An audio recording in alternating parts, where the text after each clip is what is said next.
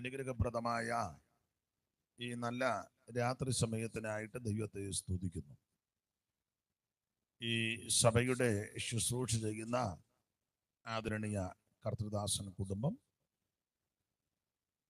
ഈ സെന്ററിന്റെ ചുമതല വഹിക്കുന്ന ബഹുമാനപ്പെട്ട കർത്തൃദാസൻ, തൻ്റെ കുടുംബം, വേദിയിലായിരിക്കുന്ന ബഹുമാന്യരായ ദൈവദാസന്മാർ എല്ലാവരും, സദസ്സിലും ഒക്കെ ഇരുന്ന് ഈ ശുശ്രൂഷയിൽ സംബന്ധിക്കുന്ന കർത്തൃദാസന്മാർ, മാന്യരായ ദൈവമക്കൾ, ഗായക സംഘം,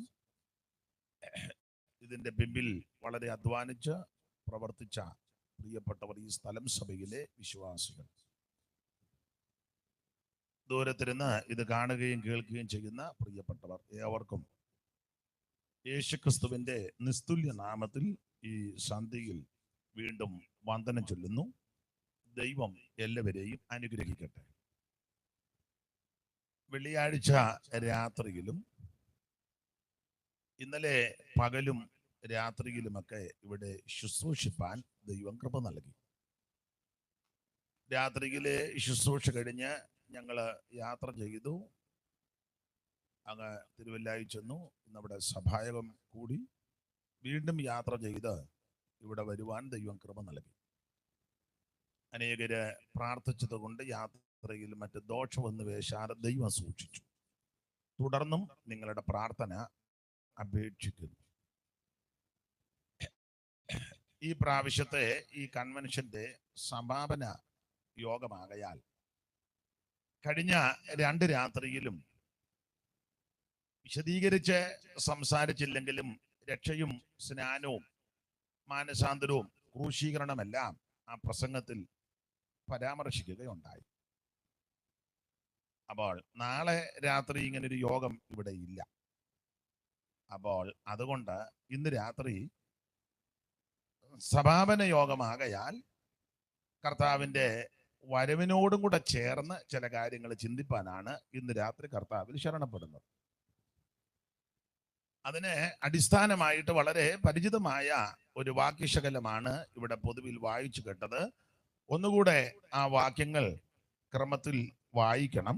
അതിനായിട്ട് പ്രിയപ്പെട്ടവരെ ഓർപ്പിക്കുന്നു. ഈ വചനങ്ങളെ കൊണ്ട് അന്യോന്യം ആശ്വസിപ്പിച്ചുകൊള്ളുവീൻ. ഈ വചനങ്ങളെ കൊണ്ട് അന്യോന്യം ആശ്വസിപ്പിച്ചുകൊള്ളുവീൻ. ഒന്നുകൂടെ തമിഴില്. ആകയാൽ இந்த വാർത്തകളിനാലേ നിങ്ങൾ ഒരുവരെ ഒരുവർ തേറ്റുങ്ങൾ. ആമേൻ. നമ്മുടെ കരമുയർത്തി ഒരിക്കൽ കൂടെ കർത്താവിന് മഹത്വം കൊടുക്കാം. ശക്തിയോടെ ദൈവത്തെ സ്തുതിച്ചാട്ടെ. മുന്നേയും നാമന്നീ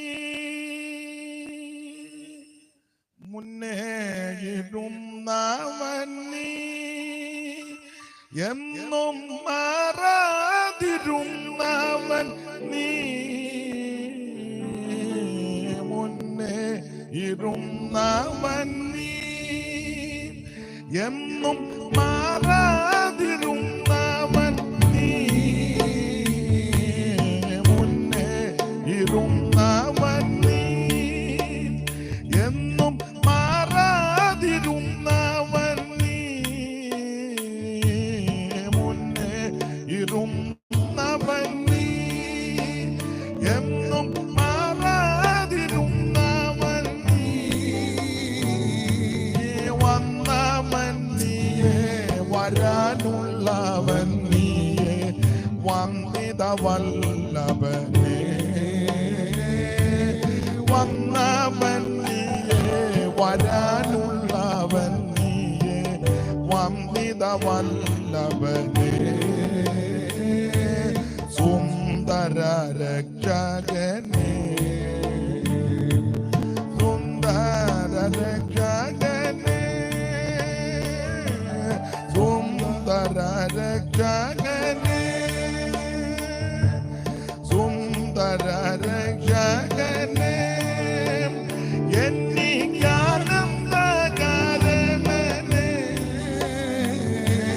സുന്ദര രക്ഷകനേ, എന്നിക്കാനന്ദകാരണനേ, സുന്ദര രക്ഷകനേ എനിക്കാനന്ദ കാരണനേ ഇന്നലെയും ഇന്നും എന്നും അനന്യനേ വന്ദനം വന്ദനമേ ഓ ഇന്നലെയും ഇന്നും എന്നും അനന്യനേ വന്ദനം വന്ദനമേ സുന്ദര രക്ഷകനേ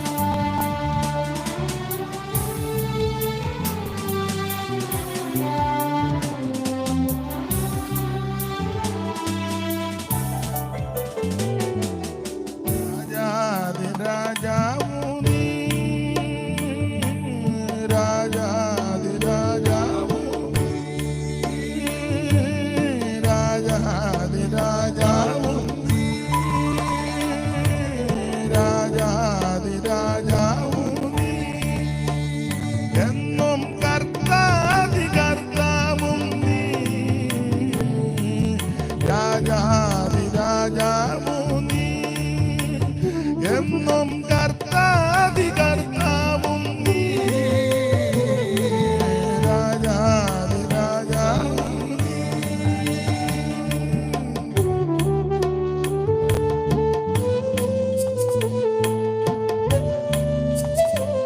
നീ രാജാതി രാജാവും നീ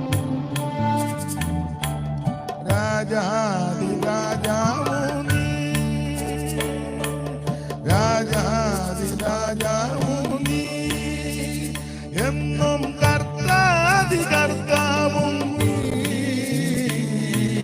രാജാതി രാജാവും നീ എന്നും കർത്താതി കർത്താവും നീ ഉന്നത ദേവാദിയെന്നെയും സ്നേഹിച്ചതത്ഭുതം അത്ഭുതമേ ഉന്നത ദേവാദിയെന്നെയും സ്നേഹിച്ചതത്ഭുതം അത്ഭുതമേ സുന്ദര രക്ഷകനേ സുന്ദര രക്ഷകനേ എനിക്കാനന്ദ കാരണനേ സുന്ദര രക്ഷകനേ എനിക്കാനന്ദ കാരണനേ സുന്ദര രക്ഷകനേ എനിക്കാനന്ദ കാരണനേ സുന്ദര രക്ഷകനേ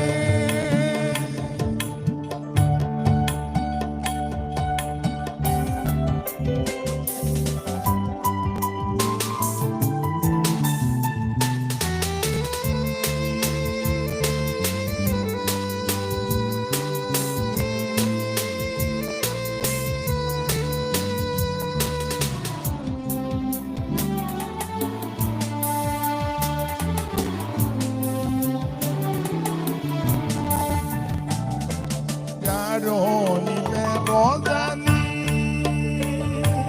ശാരോനിലെ റോസ നീ ശാരോനിലെ റോസ നീ ശാരോനിലെ റോസ നീ ശാരോനിലെ റോസ നീ ശാരോനിലെ റോസ നീ എനിക്കാരോ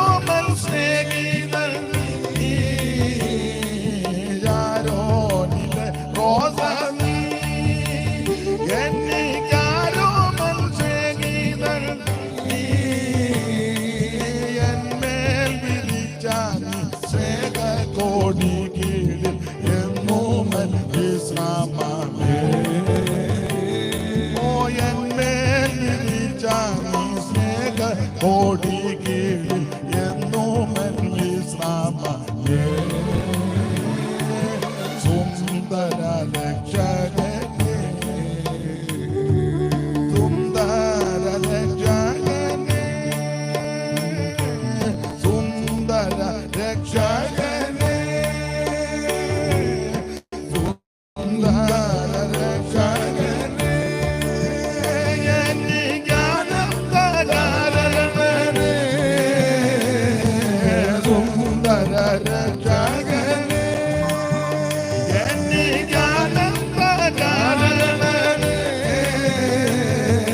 സുന്ദര രക്ഷകനേ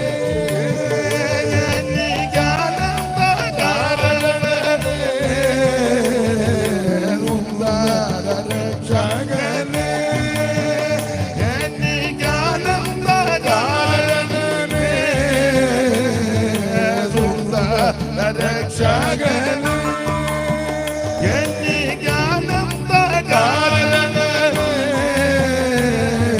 സുന്ദര രക്ഷകനേ എനിക്കാനന്ദകാരണനേ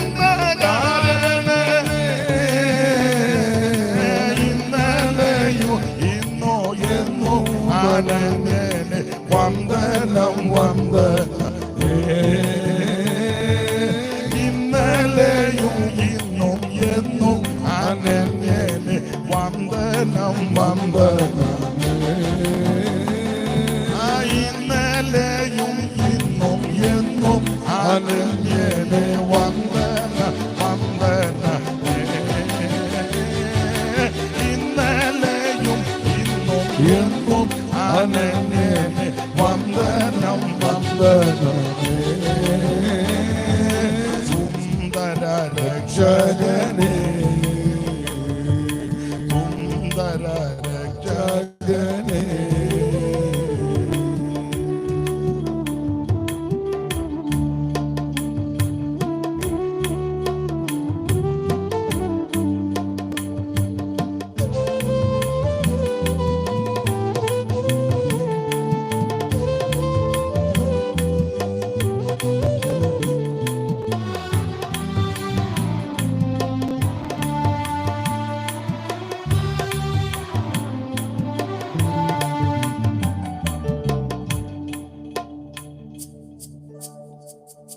ഒരിക്കൽ കൂടി കരമുയർത്തി ദൈവത്തിന് മഹത്വം കൊടുക്കാം.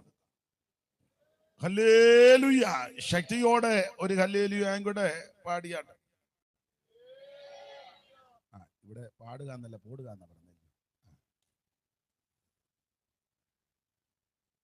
തെസ്സലോനിക്കർക്ക് എഴുതിയ 1-ാം ലേഖനം 4-ാം അധ്യായത്തിന്റെ 18-ാമത്തെ തിരുവെടുത്ത ഒന്നുകൂടെ വായിച്ചു. ഈ വചനങ്ങളെ കൊണ്ട് അന്യോന്യം ആശ്വസിപ്പിച്ചുകൊള്ളി. വേറെ കാര്യം ഒന്നും പറഞ്ഞ് ആശ്വസിപ്പിക്കണ്ട. ആശ്വസിപ്പിക്കേണ്ടത് എന്തുകൊണ്ടാണ്? ദൈവവചനം കൊണ്ട്. സ്തോത്രം. വചനത്തിന് വളരെ ശക്തിയുണ്ട്. അതുകൊണ്ടാണ് ഈ വചനം കൊണ്ട് ആശ്വസിപ്പിക്കണമെന്ന് പറയുന്നത്. അന്യോന്യം. ഈ വചനം ഒരിക്കലും മാറ്റമുള്ളതല്ല. ആകാശവും ഭൂമിയൊക്കെ മാറും, വചനത്തിന് യാതൊരു മാറ്റവുമില്ല.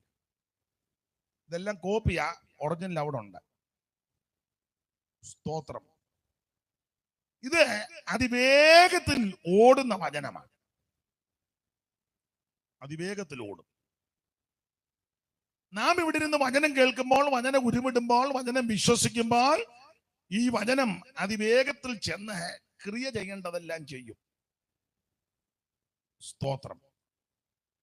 ഇത് തേനിലും തേൻകട്ടയിലും മധുരമുള്ളതാണ് ദൈവവചനം.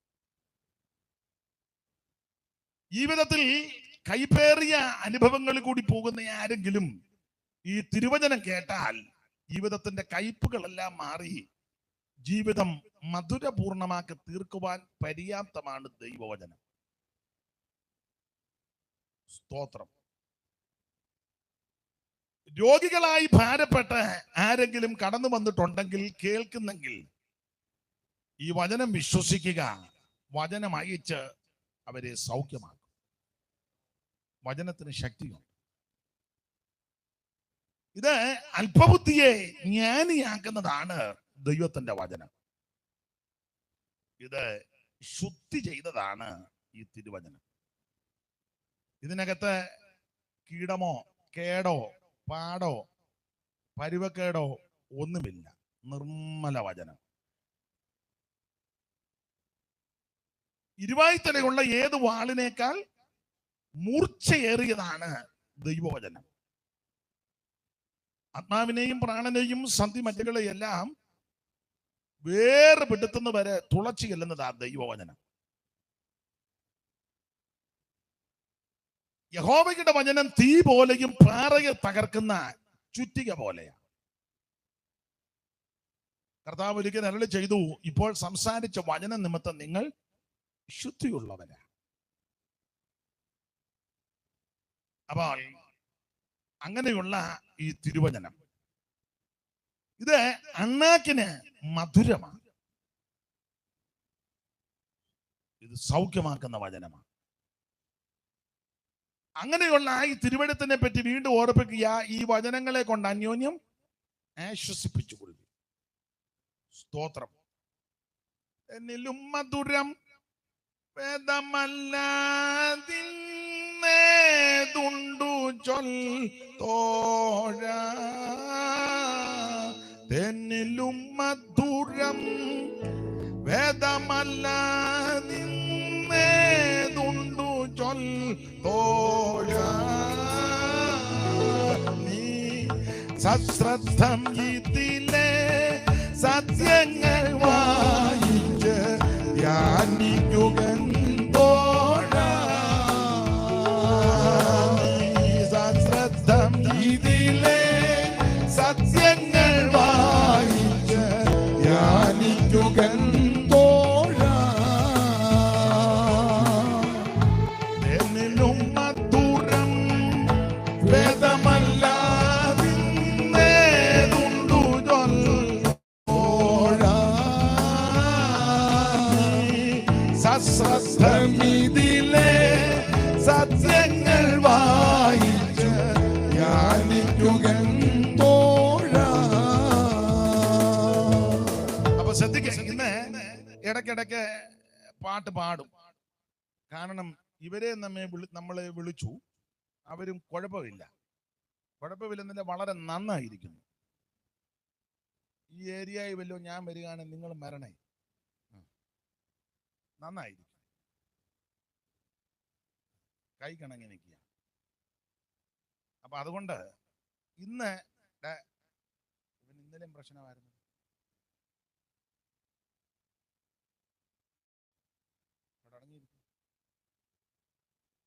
അപ്പൊ ശ്രദ്ധിക്കുക. അതുകൊണ്ട് ഇടയ്ക്കിടയ്ക്ക് ഈരണ്ട് ശീല പാട്ട് പാടും. എന്നെ വിളിക്കുന്നവർക്കും കേൾക്കുന്നവർക്കും അറിയാമല്ലോ, വലിയ ട്യൂണും സ്വരവും ശ്രുതി ഒന്നും വെക്കുന്നില്ലെങ്കിലും ഇടയ്ക്കിടയ്ക്ക് ഈരണ്ട് ശീല പാട്ട് പാടും. വിളിക്കുന്നവർ അതുകൂടെ കരുതിയെ വിളിക്കാവൂ. ദൈവത്തിന് മഹത്വം. പിന്നെ ഞാൻ പാടുന്ന പാട്ടെല്ലാം ആ പറയുന്ന കാര്യങ്ങളോട് യോജിക്കുന്ന പാട്ടും ആ പാട്ടിനകത്ത് തന്നെ ദൂതുണ്ട്. ഭക്തരായ അനേക കർത്തദാസന്മാർ അനുഭവത്തിന്റെ തീച്ചൂളയിൽ കൂടിയും അനുഭവങ്ങളിൽ കൂടിയും പോയപ്പോൾ എഴുതിയ വചനാടിസ്ഥാന പ്രകാരമുള്ള പാട്ടുകളാണ്. അപ്പൊ പാട്ടും ഒരു മെസ്സേജാണ്. അത് വിവരമുള്ളവർക്കറിയാം. ഇതിനകത്ത് ആളതാമസവും കൂടെ വേണം. ആട്ടെ, ദൈവം നിങ്ങളെ അനുഗ്രഹിക്കട്ടെ. നിങ്ങളെല്ലാവരും സ്നാനപ്പെട്ടതല്ലേ?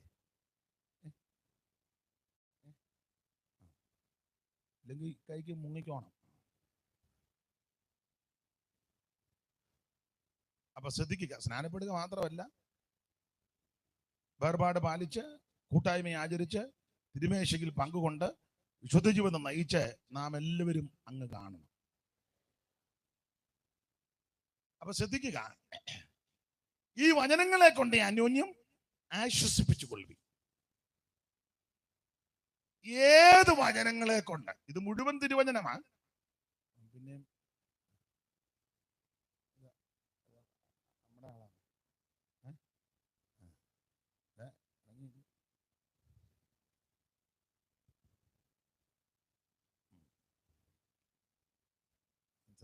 അവനറിയാം ഇങ്ങോട്ട് നോക്കിയാൽ പിടികൂടുമെന്ന്, അവൻ അങ്ങോട്ട് നോക്കി കിടക്കുന്നത്. അനന്തശയനം പോലെ അങ്ങോട്ട് നോക്കി കിടക്കുക. അപ്പൊ ശ്രദ്ധിച്ചേ, എനിക്കാണെ വളരെ നിർബന്ധമാ യോഗത്തിന് എല്ലാവരും അടങ്ങിയിരിക്കണമെന്നുള്ളത്. പിന്നെ കുഞ്ഞുങ്ങളാ, കുഴപ്പമില്ല, നമ്മുടെ കുഞ്ഞുങ്ങളല്ലയോ. അങ്ങോട്ടും ഇങ്ങോട്ടും പോകുമ്പോൾ ശ്രദ്ധയും ഏകാഗ്രതയും പോകും. അപ്പൊ അതുകൊണ്ടാണ്, പിള്ളേരോട് അരിച്ചുകൊണ്ടായിട്ടൊന്നുമല്ല. തലയൊക്കെ വെച്ച് യാസിക്കാൻ തോന്നുന്നു. അപ്പൊ ശ്രദ്ധിച്ചേ, ഈ വചനങ്ങളെ കൊണ്ട് അന്യോന്യം ആശ്വസിപ്പിച്ചു കൊള്ളുവീൻ. ഇത് മുഴുവൻ തിരുവചനമാണ്. അപ്പൊ അതെല്ലാം പറയാൻ നേരമില്ല. ആ എടുത്ത വാക്യത്തോട് ബന്ധപ്പെട്ട് അവിടെ ഒരു ചെറിയ ഖണ്ഡികയുണ്ട്. ആ ഖണ്ഡികയിലെ 1-2 കാര്യങ്ങൾ പറഞ്ഞ് ആ വചനങ്ങളെ കൊണ്ട് ആശ്വസിപ്പിച്ചോണം. ഇനി അതിന്റെ 13 മുതലുള്ള തിരുവെടുത്തുകളൊന്ന് ഓടിച്ച് വായിച്ചാട്ടെ. സഹോദരന്മാരെ, നിങ്ങൾ പ്രത്യാശയില്ലാത്ത മറ്റുള്ളവരെ പോലെ ദുഃഖിക്കാതിരിക്കേണ്ടതിന് നിദ്ര കൊള്ളുന്നവരെ കുറിച്ച് അറിവില്ലാതിരിക്കരുതെന്ന് ഞങ്ങൾ ആഗ്രഹിക്കുന്നു. യേശു മരിക്കുകയും ജീവിച്ചെഴുന്നേൽക്കുകയും എന്ന് നാം വിശ്വസിക്കുന്നത് പോലെ അങ്ങനെ തന്നെ നിദ്ര കൊണ്ടവരെ യേശു മുഖാന്തരം അവനോട് കൂടെ വരുത്തും. അടുത്തത്, കർത്താവിന്റെ പ്രത്യക്ഷത വരെ ജീവനോടെ യേക്ഷിക്കുന്നവരായ നാം അവർക്ക് മുമ്പാകെ ഇല്ല എന്ന് ഞങ്ങൾ കർത്താവിന്റെ വചനത്താൽ നിങ്ങളോട് പറയുന്നു. അടുത്തത്, കർത്താവ് താൻ ഗംഭീരനാദത്തോടും. അതെല്ലാവർക്കും അറിയാവുന്ന വാക്യമാണ്. മലയാളികൾക്ക് എല്ലാ വാക്യം തിട്ടമാ. ഏതാ ചെടിച്ച് പെന്തിക്കോസുകാർക്ക്, തമിഴ്നാട്ടുകാർക്കും ഈ ഭാഗം തിട്ടമാ. അപ്പോൾ കർത്താവ് താൻ ഗംഭീരനാദത്തോടും പ്രധാന ദൂതന്റെ ശബ്ദത്തോടും ദൈവത്തിന്റെ കാഹളത്തോടും കൂടെ സ്വർഗത്തിൽ നിന്ന്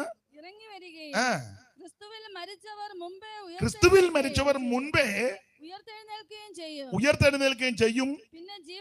പിന്നെ ജീവനോടെ യേക്ഷിക്കുന്നവരായ നാം അവരോടൊരുമിച്ച് ആകാശത്തിൽ കർത്താവിനെ എതിരേൽപ്പാൻ മേഘങ്ങളിൽ എടുക്കപ്പെടും. ഇങ്ങനെ നാം എപ്പോഴും കർത്താവിനോട് കൂടെ ഇരിക്കും. എന്നിട്ട് 18-ാമത്തെ വാക്യത്തിൽ പറയുക, ഈ വചനങ്ങളെ കൊണ്ട് അന്യോന്യം ആശ്വസിപ്പിച്ചോണം. തമിഴിലൊന്ന് വായിച്ചോ. ഏതായാലും സഹോദരിയും വായിക്കാൻ ഇന്നലെ മുതൽ വളരെ നന്നായിട്ട് വായിക്കുന്നുണ്ട്. തമിഴിലും വായിക്കും. 13 മുതൽ ഓടിച്ചു വായിച്ചോ. அன்பின் சகோதரரே, நித்திரை அடைந்தவர்களின் நிமித்தம் நீங்கள் நம்பிக்கையற்றவர்களான மற்றவர்களைப் போல துக்கித்து அறிவில்லாதிருக்க எனக்கு மனதில்லை. இயேசுவானவர் மரித்து பின்பு எழுந்தார் என்று விசுவாசிக்கிறோமே, அப்படியே இயேசுவுக்குள் நித்திரை அடைந்தவர்களையும் தேவன் அவரோட கூட கொண்டு வருவார். கர்த்தருடைய வார்த்தையை முன்னிட்டு நாங்கள் உங்களுக்கு சொல்லுகிறதாவது, கர்த்தருடைய வருகை மட்டும் உயிரோடு இருக்கும் நாம் நித்திரை அடைந்தவர்களுக்கு முந்திக் கொள்வதில்லை. ஏனெனில் கர்த்தர் தாமே ஆரவாரத்தோடும் பிரதான தூதனுடைய சத்தத்தோடும் தேவ எக்காலத்தோடும் வானத்திலிருந்து இறங்கி வருவார். அப்பொழுது கிறிஸ்துவுக்குள் மரித்தவர்கள் முதலாவது எழுந்திருப்பார்கள். பின்பு உயிரோடு இருக்கும் நாமும் கர்த்தருக்கு எதிர்கொண்டு போக மேகங்கள் மேல் அவர்களோடு கூட ஆகாயத்தில் எடுத்துக்கொள்ளப்பட்டு இவ்விதமாய் எப்பொழுதும் கர்த்தருடனே கூட இருப்போம். ஆகையால் இந்த வார்த்தைகளினாலே நீங்கள் ஒருவரை ஒருவர் தேற்றுங்கள். ആമേൻ. ഈ വചനങ്ങളെ കൊണ്ട് അന്യോന്യം ആശ്വസിപ്പിച്ചുകൊള്ളുവീൻ. അപ്പോൾ ഈ 13-ാമത്തെ വാക്യം മുതൽ 18-ാമത്തെ വാക്യം വരെ ഉള്ള ഈ ഭാഗത്ത് ഉള്ള ചില കാര്യങ്ങൾ ഓർപ്പിച്ച് ഇന്ന് രാത്രി നമുക്ക് ശുശ്രൂഷ അവസാനിപ്പിക്കാൻ കർത്താവ് ശരണപ്പെടുകയാണ്. അപ്പൊ ഈ ഭാഗത്ത് പറഞ്ഞിരിക്കുന്ന വചനങ്ങളെ കൊണ്ട് അന്യോന്യം ആശ്വസിപ്പിച്ചുകൊള്ളുവീൻ. നമുക്കറിയാം, തെസ്സലോനിക്ക ലേഖനം ഇത് പൗലോസ് എഴുതിയ ലേഖനമാണ്. തെസ്സലോനിക്കർക്ക് 2 ലേഖനം പൗലോസ് എഴുതി. ഞാൻ എപ്പോഴും പറയാറുണ്ട്, പ്രസംഗത്തിൽ ഈ ഭാഗമൊക്കെ പ്രസംഗിക്കുമ്പോൾ മുഖവരിയായിട്ട് അത് പറയാറുണ്ട്. അത് പറഞ്ഞേച്ചാ ആ ഭാഗത്തേക്ക് വരുന്നത്. 2 ലേഖനം പൗലോസ് തെസ്സലോനിക്കർക്ക് എഴുതി. 2 ലേഖനത്തിൽ പ്രധാനമായിട്ട് 2 വിഷയം. പിന്നെയും വരിക, കുഴപ്പമില്ല. അപ്പൊ 2 ലേഖനത്തിൽ 2 വിഷയം. ആ 2 വിഷയം എപ്പോഴും ഞാൻ പറയാറുണ്ട്, 2 പ്രത്യക്ഷത. ആ 2 പ്രത്യക്ഷത 2 പേരുടെ പ്രത്യക്ഷത. ആ 2 പേര് ആരെന്ന് ചോദിച്ചാൽ, ഒന്ന് യേശു ക്രിസ്തു, 2 എതിർ ക്രിസ്തു. അന്തിക്രിസ്തു എന്നൊക്കെ ചിലര് പറയാറുണ്ട്. അങ്ങനെ പറഞ്ഞാലേ ചിലരൊക്കെ പിടികിട്ടുകയുള്ളൂ. എന്നാൽ വേദപുസ്തകത്തിന്റെ ശരി പ്രയോഗം മലയാളത്തിൽ കൊടുത്തിരിക്കുന്നത് എതിർ ക്രിസ്തു. അപ്പോൾ ശ്രദ്ധിക്കുക, തെസ്സലോനിക്കർക്ക് 2 ലേഖനം എഴുതി, 1 2 ലേഖനം. 2 ലേഖനത്തിൽ 2 വിഷയം. ആ 2 വിഷയം 2 പ്രത്യക്ഷത.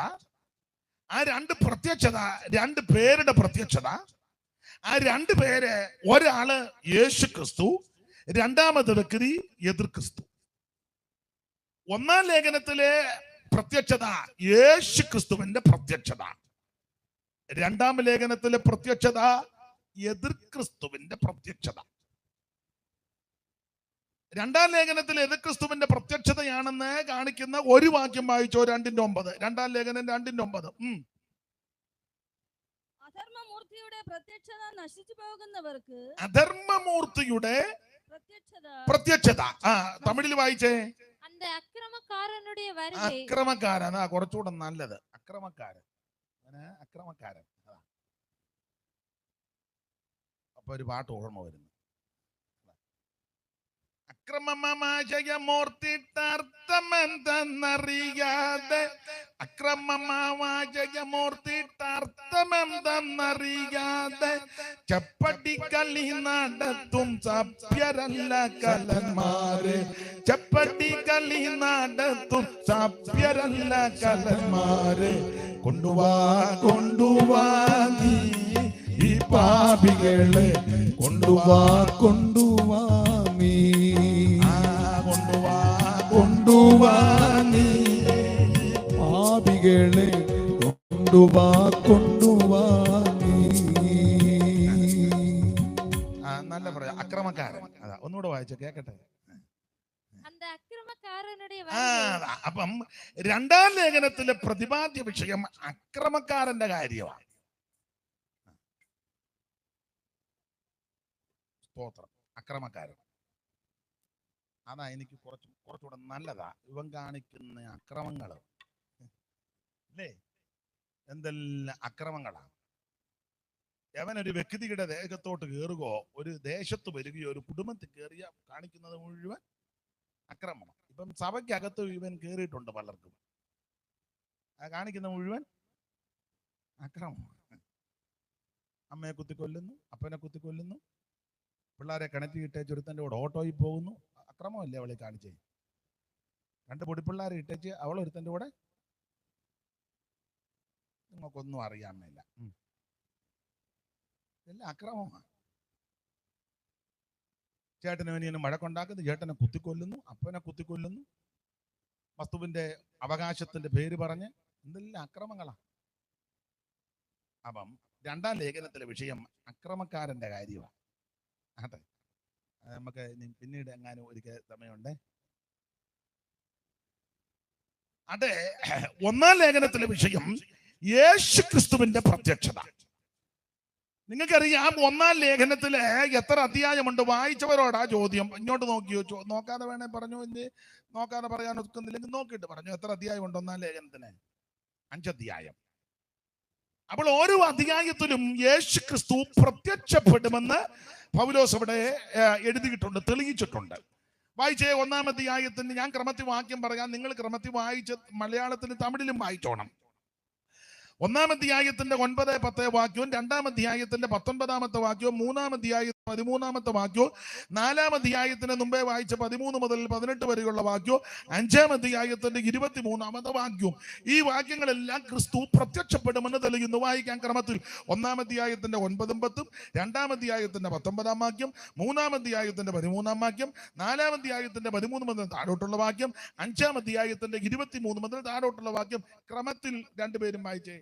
ഞങ്ങൾക്ക് നിങ്ങളുടെ അടുക്കൽ എങ്ങനെയുള്ള പ്രവേശനം സാധിച്ചു എന്ന് ജീവനുള്ള സത്യദൈവത്തെ സേവിപ്പാനും അവൻ മരിച്ചവരുടെ ഇടയിൽ നിന്ന് ഉയർപ്പിച്ച തന്റെ പുത്രനും വരുവാനുള്ള കോപത്തിൽ നിന്ന് നമ്മെ വിടുവിക്കുന്നവനുമായ യേശു സ്വർഗത്തിൽ നിന്ന് വരുന്നത് കാത്തിരിപ്പാൻ. വരുവാനുള്ള കോപത്തിൽ നിന്ന് നമ്മെ വിടുവിക്കുന്നവനുമായ യേശു സ്വർഗത്തിൽ നിന്ന് വരുന്നത്, സ്വർഗത്തിൽ നിന്ന് വരും എന്ന് പറഞ്ഞാൽ യേശു പ്രത്യക്ഷപ്പെടുമെന്ന്. യേശു പ്രത്യക്ഷപ്പെട്ടു. തമിഴ് വായിച്ചേ. ஏனெனில் அவர்கள் தாமே எங்களை குறித்து உங்களிடத்தில் நாங்கள் அடைந்த பிரவேசம் இன்னதென்பதையும் ஜீவனுள்ள மெய்யான தேவனுக்கு ஊழியம் செய்வதற்கு நீங்கள் விக்கிரகங்களை விட்டு தேவனிடத்துக்கு மனம் திரும்பினதையும் அவர் மரித்தோர்ந்து எழும்பினவரும் இனி வரும் கோபாக்கினை நின்று നമ്മെ നീങ്കലാക്കി രക്ഷിക്കുന്നവരുമായി വരുവാനുള്ള കോപത്തിൽ നിന്ന് നമ്മെ നീങ്കലാക്കി. അവിടെ എനിക്ക് ഒന്ന് കോപാക്കിനെ അങ്ങാണ്ട് പറഞ്ഞു. ഒന്ന് വായിച്ചു. അങ്ങനെ അങ്ങോട്ട് എനിക്ക് തോന്നി അങ്ങനെ വായിച്ചതുപോലെ. ഇനി വരും കോപാക്കിനെ അതാ കോപാക്കിനി. എനിക്ക് തമിഴാ നല്ലത്, പക്ഷെ എനിക്ക് വായിക്കാനും എഴുതാനും അറിയാൻ മേല. തമിഴാ നല്ലത്. അപ്പോൾ വരുവാനുള്ള കോപത്തിൽ നിന്ന്, അതാ മലയാളത്തിൽ, തമിഴിൽ കോപാക്കിനി. കുഞ്ഞാട്ടിന്റെ കോപതിബാസം വരും നേരം, കുഞ്ഞാട്ടിന്റെ കോപതിബാസം വരും നേരം, ഓടും ദുഷ്ടർ തേടും രക്ഷ കാണുകയില്ല നിശ്ചയം, ഓടും ദുഷ്ടർ തേടും രക്ഷ കാണുകയില്ല നിശ്ചയം. കുഞ്ഞാട്ടിന്റെ കോപതിബാസം വരും നേരം, കുഞ്ഞാട്ടിന്റെ കോപതിബാസം വരും നേരം, ഓടും ദുഷ്ടർ തേടും രക്ഷ കാണുകയില്ല നിശ്ചയം, ഓടും ദുഷ്ടർ തേടും രക്ഷ കാണുകയില്ല നിശ്ചയം. അപ്പൊ ശ്രദ്ധിക്കുക, വരുവാനുള്ള കോപത്തിൽ നിന്ന് നമ്മെ വിടുവിക്കുന്നവനുമായ യേശു സ്വർഗത്തിൽ നിന്ന് വരും. അപ്പോൾ യേശു ക്രിസ്തു പ്രത്യക്ഷപ്പെടുമെന്നാണ് 1-ാം അധ്യായത്തിൽ തെളിവ് തന്നിരിക്കുന്നത്. ഇനി 2-ാം അധ്യായത്തിന്റെ 19-ാമത്തെ വാക്യം. നമ്മുടെ കർത്താവായ യേശുവിന്റെ മുമ്പാകെ അവന്റെ പ്രത്യക്ഷതയിൽ, നമ്മുടെ കർത്താവാകുന്ന യേശു ക്രിസ്തുവിന്റെ മുമ്പാകെ അവന്റെ പ്രത്യക്ഷതയിൽ അവിടെയും ക്രിസ്തു പ്രത്യക്ഷപ്പെടുമെന്ന് തെളിയിച്ചു. തമിഴിൽ വായിച്ചേ. എങ്ങൾക്ക് നമ്പിക്കയും സന്തോഷവും മகிழ்ச்சியின் கிரீடமுமாய் இருப்பவர்கள் யார்? നമ്മുടെ കർത്താവായ യേശു ക്രിസ്തു വരുമ്പോൾ അവരുടെ അപ്പോൾ അവിടെയും യേശു ക്രിസ്തുവിന്റെ വരവ്, പ്രത്യക്ഷത പൗലോസ് 2-ാം അധ്യായത്തിലും തെളിയിച്ചിരിക്കുന്നു. ഇനി 3-ാം അധ്യായത്തിന്റെ 13-ാമത്തെ വാക്യം വായിക്കാം. 3:13. ഇങ്ങനെ നമ്മുടെ കർത്താവായ യേശു തന്റെ സകല വിശുദ്ധന്മാരുമായി ഇങ്ങനെ നമ്മുടെ കർത്താവായ യേശു തന്റെ സകല വിശുദ്ധന്മാരുമായി വരുന്ന പ്രത്യക്ഷത അവിടെയും പ്രത്യക്ഷപ്പെടുമെന്ന് തെളിയിക്കുക. തമിഴിൽ വായിച്ചേ. നമ്മുടെ കർത്താവായ യേശു ക്രിസ്തു തമது പരിശുദ്ധവാന്കൾ അനേവരോടും കൂടെ വരുമ്പോൾ, അപ്പോൾ അവിടെയും ക്രിസ്തു വിശുദ്ധന്മാരുമായിട്ട് വരും. സ്തോത്രം, പ്രത്യക്ഷപ്പെടും. ഇനി 4-ാം അധ്യായത്തിന്റെ 13 മുതൽ താഴോട്ട് വായിച്ചു. മുമ്പേ വായിച്ചതായെങ്കിലും ഒന്നുകൂടെ ഒന്ന് വായിച്ചോ. സഹോദരന്മാരെ, നിങ്ങൾ പ്രത്യാശയില്ലാത്ത മറ്റുള്ളവരെ പോലെ ദുഃഖിക്കാതിരിക്കേണ്ടതിന് നിദ്ര കൊള്ളുന്നവരെ കുറിച്ച് അറിവില്ലാതിരിക്കരുത് എന്ന് ഞങ്ങൾ ആഗ്രഹിക്കുന്നു. യേശു മരിക്കുകയും ജീവിച്ച് എഴുന്നേൽക്കുകയും ചെയ്തു എന്ന് നാം വിശ്വസിക്കുന്നു എങ്കിൽ അങ്ങനെ തന്നെ ദൈവം നിദ്ര കൊണ്ടവരെയും യേശു മുഖാന്തരം അവനോട് കൂടെ വരുത്തും. അടുത്ത പദം, കർത്താവിന്റെ പ്രത്യക്ഷത വരെ അവിടെയും ക്രിസ്തു പ്രത്യക്ഷപ്പെടുമെന്ന് തെളിയിക്കുന്നു. ഇനി 5-ാം അധ്യായത്തിന്റെ 23-ാമത്തെ വാക്യം വായിച്ചേ. സമാധാനത്തിന്റെ ദൈവം തന്നെ. അപ്പൊ ഇടയ്ക്ക് കയറി പറയാ, നമ്മുടെ ദൈവം സമാധാനം തരുന്ന ദൈവമാണ്, അല്ലാതെ അടിപിടി ഉണ്ടാക്കാൻ ആഹ്വാനം തരുന്ന ദൈവമല്ല. അവന്റെ തല വെട്ടിക്കൊണ്ട് വാ, ഞാൻ നിന്നിൽ പ്രസാദിക്കുന്നെന്ന് പറയുന്ന ദൈവമല്ല. അവന്റെ കുടുംബം കുളം തോണ്ടിയേച്ചു വാ, ഞാൻ അനുഗ്രഹിക്കാമെന്നല്ല. ദൈവം സമാധാനം ഉണ്ടാക്കുന്ന ദൈവമാണ്. സ്തോത്രം. അതുകൊണ്ട് ദൈവമക്കളും സമാധാനം ഉണ്ടാക്കണം. അത് മിക്കവാറും നടക്കുമെന്ന് തോന്നുന്നില്ല. സ്തോത്രം. സമാധാനം. ഇപ്പൊ ഒരു വീട്ടിലൊരു അഭിപ്രായ വ്യത്യാസം വന്ന് 3-ാമതൊരാൾ ചെന്നുമ്പോ കലക്കിയേച്ച് പോകരുത്, സമാധാനം ആക്കിയേച്ച് പോകണം. അങ്ങനല്ലേ വേണ്ടേ? നമ്മള് സമാധാന പുത്രന്മാരല്ലേ? ഒരു സഭയിൽ ഒരു പ്രശ്നം ഉണ്ടാക്കുക, അത് പിന്നെയും വഷളാക്കുകയല്ല. നമ്മളവിടെ ഉണ്ടെങ്കിൽ സമാധാനമാക്കണം. ഇത് എരുതിക്കകത്ത് എണ്ണ ഒഴിച്ചാ പലരും പോകുന്നത് അവര് ഷാജിന്റെ സന്തതികളാണ്. ദൈവത്തിന്റെ മക്കളെ സമാധാനം ഉണ്ടാക്കണം. കാരണം നാം സേവിക്കുന്ന നമ്മുടെ ദൈവം സമാധാനത്തിന്റെ ദൈവമാണ്.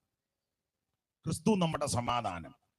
അവിടുന്ന് പറഞ്ഞേച്ചാ പോയത്, എന്റെ സമാധാനം ഞാൻ നിങ്ങൾക്ക് തരുന്നെന്ന. ആ സമാധാനം നമ്മളിൽ ഉണ്ടാകണം. സ്തോത്രം. ദൈവത്തോട് സമാധാനം ഉണ്ടെന്നാ, മനുഷ്യനോടും സമാധാനം ഉണ്ടായിരിക്കണം, തമ്മിൽ സമാധാനം ഉണ്ടായിരിക്കണം. ആട്ടെ, സമാധാനത്തിന് ഒന്നുകൂടെ വായിച്ചോ 23-ാം വാക്യം.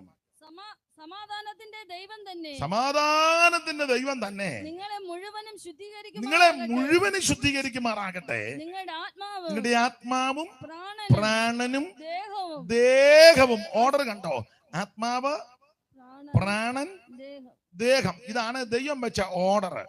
ആത്മാവ്, പ്രാണൻ, ദേഹം. എന്നാല് സാധാരണ മലയാളികളാകുന്ന പ്രിയപ്പെട്ടവരും പ്രാർത്ഥിക്കുമ്പോൾ നേരെ തല തിരിച്ച താവേ ഞങ്ങളുടെ ദേഹം ദേഹി ആത്മാവിന്, ഒടുവിലെ ആത്മാവ്, ദേഹി ആത്മാവ്. ഇവിടത്തെ എങ്ങനെ ഓർഡർ? ആദ്യം ആത്മാവ്, പിന്നെ പ്രാണൻ, ഒടുവില ദേഹം. പക്ഷെ നമ്മള് ഗതികേട് കൊണ്ടാണോ, അബദ്ധം കൊണ്ടാണോ, അറിയായ്മ കൊണ്ടാണോ, അതോ മനഃപൂർവ്വമാണോ നമ്മൾ ആദ്യം ദേഹത്തിനാ പ്രാധാന്യം കൊടുക്കുന്നത്?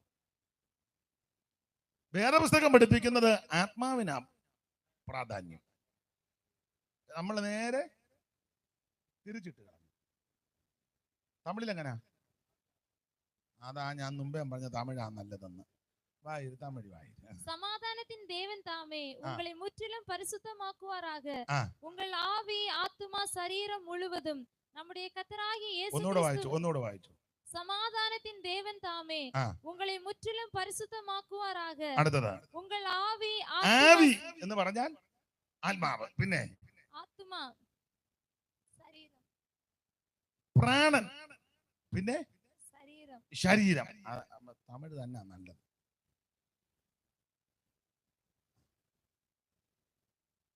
സ്തോത്രം. കൃത്യത്തിനാണ് അവിടെ കൊടുത്തേക്കുന്നത്. മലയാളത്തിൽ വന്നപ്പോ നേരെ അത് മലയാളികള് മിക്കവരും പ്രാർത്ഥിക്കുമ്പോഴും കർത്താവേ ഞങ്ങളുടെ ദേഹം ദേഹി ആത്മാവിനെ നിന്റെ കരങ്ങളിലേക്ക്, ഒടുവില ആത്മാവിനെ കൊടുക്കുന്നത്. എന്നാൽ ഇതിനകത്ത് തമിഴിലും മറ്റ് പരിഭാഷയിൽ ആദ്യം ആത്മാവിനാ പ്രാധാന്യം. ആത്മാവിനെ കരുതിടാതെ അന്തമോർക്കാതെ, ആത്മാവിനെ കരുതിടാതെ അന്തമോർക്കാതെ, എവിടേക്കോ നിൻ യാത്ര ഇപ്പോൾ ഒടുവിലെന്താകും? എവിടേക്കോ നിൻ യാത്ര ഇപ്പോൾ ഒടുവിലെന്താകും? അന്തമെന്ത ചിന്ത ചെയ്യ സോദര വേഗം, അന്തമെന്ത ചിന്ത ചെയ്യ സോദര വേഗം, അധികവാസം ഈകത്തിലില്ലേ ഒടുവിലെന്താകും? അധികവാസം ഈകത്തിലില്ലേ? പാപം ചെയ്തു നാളുകളെല്ലാം പാടിലാക്കിയാൽ, പാപം ചെയ്തു കാലമെല്ലാം പാടിലാക്കിയാൽ, ഇന്ന് നിന്റെ നാഥൻ വന്നാൽ അന്തമെന്താകും? ഇന്ന് നിന്റെ നാഥൻ വന്നാൽ അന്തമെന്താകും? അപ്പൊ ശ്രദ്ധിക്കുക, ആത്മാവനാണ് പ്രഥമ സ്ഥാനം. അതെ, നിങ്ങളുടെ ആത്മാവും പ്രാണനും ദേഹവും. വായിക്കേ. യേശുക്രിസ്തുവിന്റെ പ്രത്യക്ഷത, അവിടെയും പ്രത്യക്ഷത. തമിഴിൽ വായിച്ചോ. നമ്മുടെ കർത്താവായ യേശുക്രിസ്തു വരുമ്പോൾ കുറ്റമറ്റതായി ഇരിക്കുംപടി കാക്കപ്പെടുവதாக. അപ്പോൾ യേശുക്രിസ്തുവിന്റെ പ്രത്യക്ഷത ഓരോ അധ്യായത്തിലും പൗലോസ് വളരെ സ്പഷ്ടമായിട്ട് തെളിയിച്ചു. യേശുക്രിസ്തു വീണ്ടും പ്രത്യക്ഷപ്പെടും. സ്തോത്രം. ഒരിക്കൽ യേശുക്രിസ്തു ഈ ഭൂമിയിൽ പ്രത്യക്ഷപ്പെട്ടു. അതെപ്പോഴാ?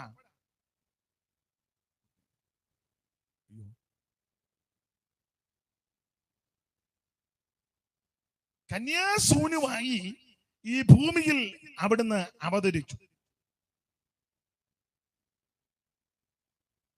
ദൈവമായിരുന്നവൻ ദൈവത്തോടുള്ള സമത്വം മുറുകെ പിടിച്ചുകൊള്ളണമെന്ന് വിചാരിക്കാതെ വചനം ജഡമായി ആ നസറേത്തിലെ ആ മാന്യ വനിതയുടെ ഉദരത്തിൽ അവിടുന്ന് ഉരുവായി.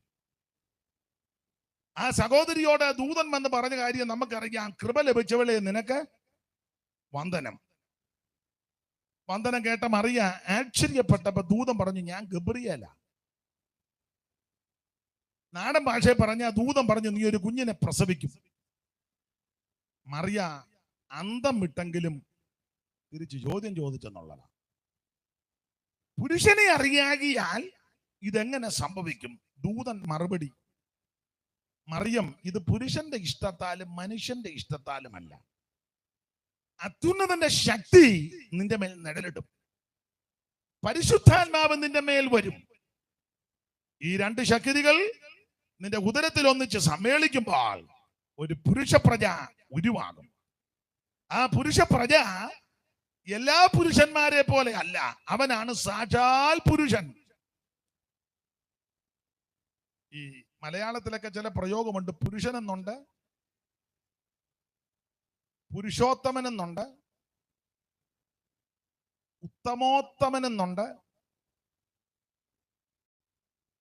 ഉത്തമ പുരുഷൻ എന്നുണ്ട്. മലയാളത്തിലെ ഒരു കവിതയ്ക്കകത്ത് എഴുത്തച്ഛൻ എഴുതിയ ഒരു പ്രയോഗമുണ്ട്. ഉത്തമ പുരാണ പുരുഷന്റെ ചരിതാനാമുത്തമമിതാതിലക് നായക ചരിത്രം. അപ്പൊ ഉത്തമ പുരാണ പുരുഷൻ, അതിലൊക്കെ ശ്രേഷ്ഠനാണ് യേശു ക്രിസ്തു.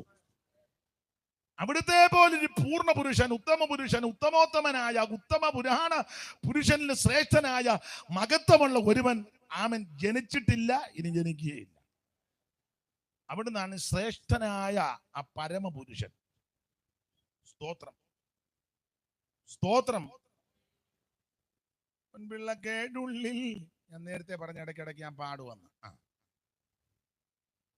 പൊൻപിള്ളക്കേടുള്ളിൽ പൊൻകച്ചയും പൂണ്ട് വെള്ളത്തല മൂടി വെള്ളയാം പഞ്ഞി പോൽ, പൊൻവിളക്കേടുള്ളിൽ പൊൻകച്ചയും പൂണ്ട് വെള്ളത്തല മൂടി വെള്ളയാം പഞ്ഞി പോൽ, വെള്ളോടുല തന്നിൽ കാച്ചി പഴുപ്പിച്ച് വെള്ളക്കുതിര പുറത്തേറി വരുന്ന പുരുഷനെ കണ്ടേ, ഉത്തമ പുരുഷനെ കണ്ടേ, പുരുഷനെ കണ്ടേ, ഉത്തമ പുരുഷനെ കണ്ടേ.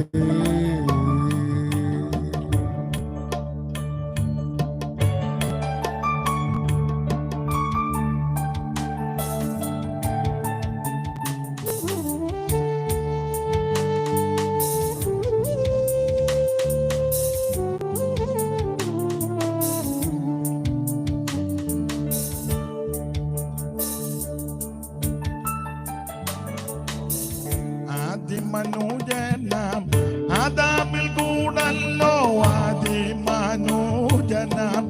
ആദാമിൽ കൂടല്ലോ, ആദിമനൂജനാം ആദാമിൽ കൂടല്ലോ, പാപങ്ങൾ ലോകത്തിൽ ആകെ പരന്നതോ, ആദിമനൂജനാം ആദാമിൽ കൂടല്ലോ, പാപങ്ങൾ ലോകത്തിൽ ആകെ പരന്നതോ,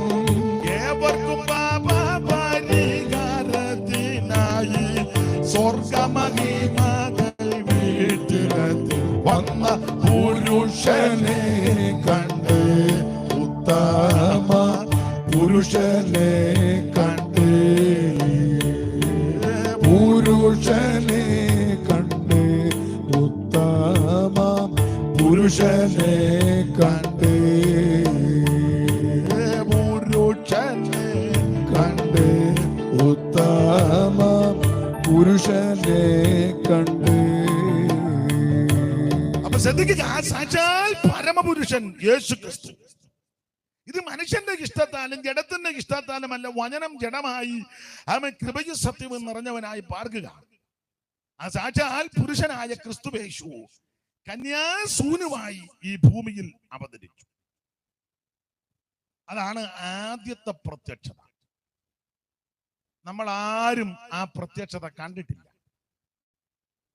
ഇവിടെ ഇരിക്കുന്ന ആരും, എന്നെ കേൾക്കുന്ന ആരും ആദ്യത്തെ പ്രത്യക്ഷത കണ്ടിട്ടില്ല. എന്നാൽ ആ പ്രത്യക്ഷത എന്തിനാണെന്ന് ചോദിച്ചാൽ മനുഷ്യവർഗത്തിന്റെ പാപത്തിന് പരിഹാരം വരുത്തി. അത് വിശ്വസിക്കുന്നവർക്ക് വരികയും ചെയ്യും. ക്രൂശിൽ കിടന്നപ്പോൾ അവിടുന്ന് തിരുവായി മൊഴിഞ്ഞ കൂട്ടത്തിൽ പറഞ്ഞൊരു പദം എല്ലാവർക്കും മനഃപാഠമാ: സകലതും നിവൃത്തിയായി. ഒന്നും ബാക്കിയിട്ടേ യേശു പോയില്ല. ഒന്നും ബാക്കിയിട്ടില്ല. എല്ലാം നിവർത്തിച്ചേച്ച അവിടുന്ന് പോയത്. അവിടുന്ന് ഇപ്പൊ സ്വർഗത്തിൽ തിരുവചനത്തിന്റെ വെളിച്ചത്തിൽ നമുക്ക് വേണ്ടി മധ്യസ്ഥത ഇണക്കുക. മനസ്സിലാകുന്ന ഭാഷയെ പറഞ്ഞാൽ അവിടുന്ന് നമുക്ക് വേണ്ടി പക്ഷപാതം ചെയ്തുകൊണ്ടിരിക്കുക. ആ പക്ഷപാതം ചെയ്യുന്ന ക്രിസ്തു യേശു അധികം താമസിക്കാതെ വീണ്ടും പ്രത്യക്ഷപ്പെടും. ആ പ്രത്യക്ഷതയെ പറ്റി ആ പൗലോസ് മുമ്പേ വായിച്ചു കേട്ട വാക്യത്തിലെല്ലാം രേഖപ്പെടുത്തിയിരിക്കുന്നത് വീണ്ടും പ്രത്യക്ഷപ്പെടും. സ്തോത്രം. അപ്പോൾ ഓരോ അധ്യായത്തിലും ക്രിസ്തു പ്രത്യക്ഷപ്പെടുമെന്ന് തെളിയിച്ചു. ആദ്യത്തെ പ്രത്യക്ഷത മനുഷ്യവർഗത്തിന്റെ പാപത്തിന് പരിഹാരം വരുത്തുവാൻ, പാപികളായ മനുഷ്യനെ രക്ഷിക്കുവാൻ പാപമില്ലാത്ത ഒരുവൻ വരണം. ഒരു വ്യത്യാസമില്ല, എല്ലാവരും പാപം ചെയ്തെന്നാണ്. അപ്പോൾ മനുഷ്യവർഗം മുഴുവൻ പാപികളാണ്. ഈ വേദപുസ്തകം അങ്ങനെ പഠിപ്പിക്കുന്നത് അത് അങ്ങനെ തന്നെ. ആ പാപികളാകുന്ന മനുഷ്യനെ രക്ഷിപ്പാനാണ് പാപമില്ലാത്ത പരിശുദ്ധനായ വിശുദ്ധനായ ദൈവം മനുഷ്യനായി ഭൂമിയിൽ അവതരിച്ചു. കുരുടനെ വഴി കാട്ടിയ രണ്ടും കുഴി പോകും. അതുകൊണ്ടാണ് യേശു പാപമില്ലാത്തവൻ ഈ ഭൂമിയിലേക്ക് അവതരിച്ചു. നമുക്ക് വേണ്ടി കഷ്ടാനുഭവങ്ങളിൽ കൂടി കടന്നുപോയി. പങ്കപാടുകളും പീഡകളും സഹിച്ച് മരിച്ച് തിരുവെടുത്ത് പറഞ്ഞതുപോലെ അവിടുന്ന് ഉയർത്തെഴുന്നേറ്റു. ഇന്നും നമുക്ക് വേണ്ടി അവിടുന്ന് പക്ഷപാതം ചെയ്തുകൊണ്ടിരിക്കുക. ആ ക്രിസ്തു അധികം താമസിക്കാതെ വീണ്ടും പ്രത്യക്ഷപ്പെടും. അപ്പോൾ തെസലോനിക്കരോട് ഈ കാര്യമൊക്കെ പൗലോസ് വിളിച്ചോർപ്പിക്കുക. തെസലോനിക്കരെ പറ്റി പഠിക്കുമ്പോൾ ഇവര് നല്ല മാതൃകാപരമായ ജീവിതം നയിക്കുന്ന വിശ്വാസികളായിരുന്നു. നല്ല വിശ്വാസികളാണ്. ആ 1-ാം അധ്യായത്തിന്റെ ഇവരുടെ ക്വാളിറ്റി 1-ാം അധ്യായത്തിന്റെ 7-ാമത്തെ വാക്യം ഒന്ന് വായിച്ചേ. അങ്ങനെ നിങ്ങൾ മക്കദോന്യയിലും ആഖായിലും വിശ്വസിക്കുന്നവർക്ക് എല്ലാവർക്കും മാതൃകയായി. അങ്ങനെ നിങ്ങൾ മക്കദോന്യയിലും അഖായിലും വിശ്വസിക്കുന്നവർക്കെല്ലാം മാതൃകയായിരുന്നു. തമിഴിൽ വായിച്ചേ. ഇவ்விதமாய் മക്കദോനിയാവിലും അഖായാവിലുമുള്ള വിശ്വാസികൾ യാവർക്കും മാതൃകകളാണീர்கள். അപ്പോൾ ഇവര് മാതൃകാ വിശ്വാസികളായിരുന്നു തെസലോനിക്കയിലെ വിശ്വാസികൾ. എന്താ ഇവരുടെ മാതൃക? ഒത്തിരി മാതൃകകളുണ്ട്. ഒന്നാമത്തെ ഒരു മാതൃക, ദൈവദാസന്മാർ അല്ലെങ്കിൽ ശുശ്രൂഷകര് ദൈവവചനം സംസാരിക്കുമ്പോൾ സന്തോഷത്തോടെ വചനം കൈക്കൊള്ളും. 5-ാം വാക്യം. ഞങ്ങളുടെ സുവിശേഷം വചനമായി മാത്രമല്ല ശക്തിയോടും പരിശുദ്ധാത്മാവോടും ബഹുനിശ്ചയത്തോടും കൂടെ ആയിരുന്നു നിങ്ങളുടെ അടുക്കൽ വന്നത്. നിങ്ങളുടെ നിമിത്തം ഞങ്ങൾ നിങ്ങളുടെ ഇടയിൽ എങ്ങനെ പെരുമാറിയിരുന്നു എന്ന് അറിയുന്നുവല്ലോ. ബഹുകഷ്ടം സഹിക്കേണ്ടി വന്നിട്ടും നിങ്ങൾ പരിശുദ്ധാത്മാവിന്റെ സന്തോഷത്തോടെ വചനം കൈക്കൊണ്ടു. അതാ ഒരു മാതൃക. ഇവർക്ക് പലവിധമാകുന്ന കഷ്ടങ്ങളുണ്ട്. പലവിധമാകുന്ന കഷ്ടങ്ങളിൽ കൂടെ ഇവർ കടന്നു പോകുന്നത് തെസലോനിക്ക വിശ്വാസികൾ. ഈ കഷ്ടങ്ങളെല്ലാം ഇവരെ അഭിമുഖീകരിക്കുന്നെങ്കിലും കഷ്ടതയുടെ ഈ ചൂളയിൽ കൂടെ പലരും കടന്നു പോയെങ്കിലും ഇവരുടെ ഒരു മാതൃക ഈ കഷ്ടതയുടെ വളരെ പ്രയാസപ്പെട്ട അനുഭവങ്ങളിൽ കൂടി കടന്നു പോകുന്നെങ്കിലും ഈ ദൈവസന്നിധിയിൽ വന്ന് ദൈവദാസന്മാർ ദൈവമക്കൾ ദൈവവചനം സംസാരിക്കുമ്പോൾ സന്തോഷത്തോടെ വചനം കൈക്കൊള്ളും. അല്ലാതെ ഉറക്കവും തൂങ്ങി ഞൊട്ടയും ഇട്ട് തെക്കും പൊക്കും നോക്കി വായിക്കോട്ടയും ഇട്ട് ഉഴപ്പി അടിച്ച് വല്ല ചാതി ഇത് തീർന്നാ മതി ചോറുണ്ടേച്ച് വീട്ടിൽ അല്ല നോട്ടോ ഇരിപ്പും കണ്ടിട്ട് എനിക്ക് അങ്ങ് തോന്നുക. സ്തോത്രം. ഇവരുടെ മാതൃക ബഹുകഷ്ടം സഹിക്കേണ്ടി വന്നിട്ടും പരിശുദ്ധാത്മാവിന്റെ സന്തോഷത്തോടെ ദൈവവചനം കൈക്കൊള്ളുക. ഇന്ന് രാത്രി അങ്ങനെ വേണം വചനം കൈക്കൊള്ളാൻ. സന്തോഷത്തോടെ തിരുവചനം കൈക്കൊള്ളണം. Praise the Lord. അതൊരു നല്ല മാതൃകയാണ്. ഈ ചില ഇടങ്ങളില് വചനം പ്രസംഗിക്കുമ്പോൾ നമുക്കൂടെ അങ്ങ് സങ്കടമാ. ചിലതിന്റെ ആ നോട്ടോ ഇരിപ്പും കണ്ട എന്തിനാ ഇങ്ങനെ യോഗം നടത്തുന്നത് എന്നുള്ള ധാരണയിലായിരിക്കുന്നത്. ഇതിന്റെ ഒന്നും ആവശ്യം ഒരു ചൈതന്യവും സന്തോഷവുമില്ല. ഇവിടെ പിന്നെ വലിയ കുഴപ്പമില്ല. ചിലയിടത്ത് ദൈവദാസന്മാരൊക്കെ വചനം പ്രസംഗിക്കുമ്പോൾ ചിലര് ഇരിക്കുന്ന കണ്ടു കഴിഞ്ഞാൽ നമുക്ക് സങ്കടവും പിന്നെ അങ്ങ് ബുദ്ധിമുട്ടും ഒക്കെയാ.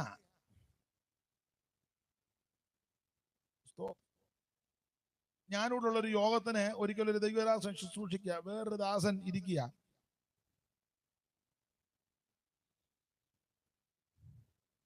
ഞാൻ നിർമ്മിത കഥ പറഞ്ഞതല്ല, സ്ഥലവും ഒന്നും ഞാൻ പറയുന്നില്ല. സ്തോത്രം. സന്തോഷത്തോടെ വചനം കൈക്കൊള്ളണം. Praise the lord. ആനന്ദത്തോടെ വചനം കൈക്കൊള്ളണം. എന്റെ ഭാഷ പറഞ്ഞ വചനം കേട്ട് ആസ്വദിക്കണം, വചനത്തിൽ രസിക്കണം. അതിൽ തന്നെ രസിക്കണമെന്നാണ്. ഇത് അണ്ണാക്കിന് മധുരമല്ലേ? സ്തോത്രം. വചനത്തിൽ ധൈര്യപ്പെട്ടോണം. നമുക്ക് സന്തോഷിക്കാൻ പറ്റിയ സ്ഥലം ദൈവസന്നിധിയാ. ഇതുപോലെ ഒന്നും വീട്ടിൽ ഇരുന്ന് സന്തോഷിക്കാൻ ഒക്കുവോ? നല്ല ഏലായി. നിങ്ങൾ ഇതുപോലെ ഒന്ന് വചനമൊക്കെ ഒന്ന് വായിച്ച് ധ്യാനിച്ചൊന്ന് സന്തോഷിച്ച് ഭർത്താവ് ഒന്ന് കാപ്പിതാ കുറെ നേരം ആയല്ലോ, ഇരുത്തുകയല്ല. ഞങ്ങൾക്കൊരു ഒരു ഒരു ഒരു അമ്മാമയുണ്ട്. അവർ ഇച്ചിരി പ്രാർത്ഥിക്കുന്ന ഒരു സ്ത്രീയാ. വെളുപ്പിനെ ഇരുന്ന് പ്രാർത്ഥിക്കുക. അപ്പൊ ഭർത്താവ് ഒരിക്കൽ വന്ന് പറയാം, മതി ആടിയത്, വെളുപ്പിനെ മുതൽ ആടാൻ തുടങ്ങിയതാണല്ലോ പാമ്പാടും പോലെ. അപ്പൊ പുള്ളിക്ക് കാപ്പി കുടിക്കണം, കാപ്പി കൊടുത്തില്ല. അതിനാ പേരൊന്നും ഞാൻ പറയുന്നില്ല. ഞാനൊരു പേരങ്ങടാ, ആ പേരൊന്നും അല്ല. മതിമോളി ആടിയത് വെളുപ്പിനെ മുതൽ ആട്ടം തുടങ്ങിയതാണല്ലോ, നിർത്തുകയല്ലോ. പുള്ളിക്ക് ഇതൊന്നും വിഷയമല്ല. സന്തോഷത്തോടെ വചനം കൈക്കൊള്ളണം. ഈ ഭൂമിയിൽ സന്തോഷിക്കാൻ വക ദൈവമക്കൾക്കാ ഇല്ലേ? ജീവിച്ചാലും മരിച്ചാലും എല്ലാം നമുക്ക്. പൗലോസ് പറഞ്ഞത് ജീവിക്കുന്നത് ക്രിസ്തുവിന്, മരിക്കുന്നത്. മദാമ്മ പോയ കാര്യം നിങ്ങൾക്ക് അറിയാവല്ലോ, കേട്ടിട്ടില്ലേ? ഹല്ലേലൂയ. മദാമ്മ പോയ കാര്യമേ, മദാമ്മയ്ക്ക് 2 പിള്ളേരുണ്ടായിരുന്നു, 2 പെൺപിള്ളേര്. അമേരിക്കയിലും ലണ്ടനിലും ആയിരുന്ന. അമേരിക്കയിലെ മോള് മരിച്ചുപോയി. മദാമ്മ ദൈവപൈതല. ലണ്ടനിലെ മോഡക്കിലോട്ട് പോവുക. അന്ന് കപ്പലിലാ പോകുന്നത്. കഥയാ. അപ്പോൾ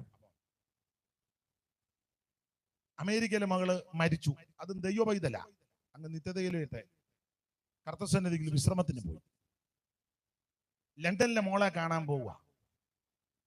അപ്പോൾ കപ്പലിൽ പോകുന്ന സമയത്ത് ഈ കപ്പല് അവസാനം ചുഴിയിലകപ്പെട്ട് കപ്പല് തകരുക.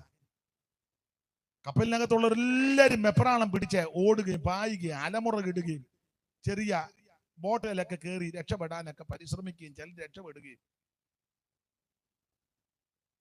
അപ്പൊ ഈ മദാമ്മ മാത്രം മേളിൽ പോയി പാട്ട് പാടുക, വയലിൻ വായിച്ചു.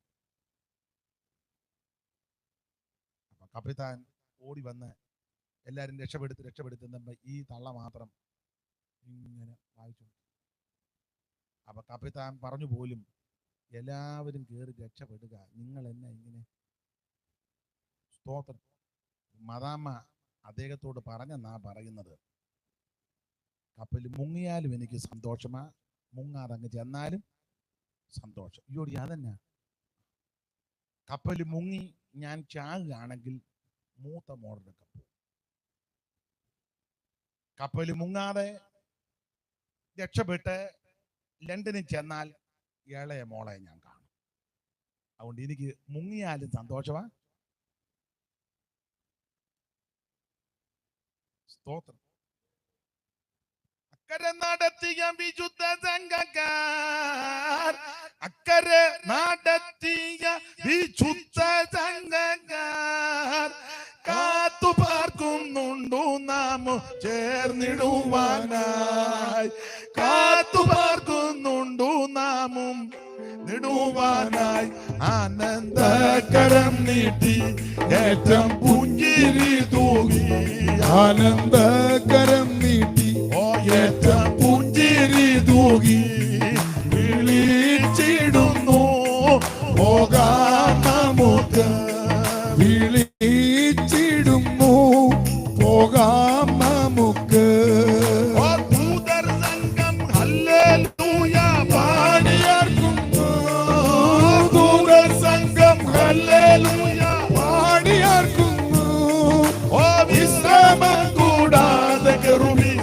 ആവികളിതാ വിശ്രമം കൂടാതെ ആവികളിതാ ഗീതമോദമോട് കൈയടിച്ച് ചേർന്നിടുന്നു ഗീതമോദമോട് ശക്തിയോടെ കൈയടിച്ച് പരനേ പോകാൻ നമുക്ക്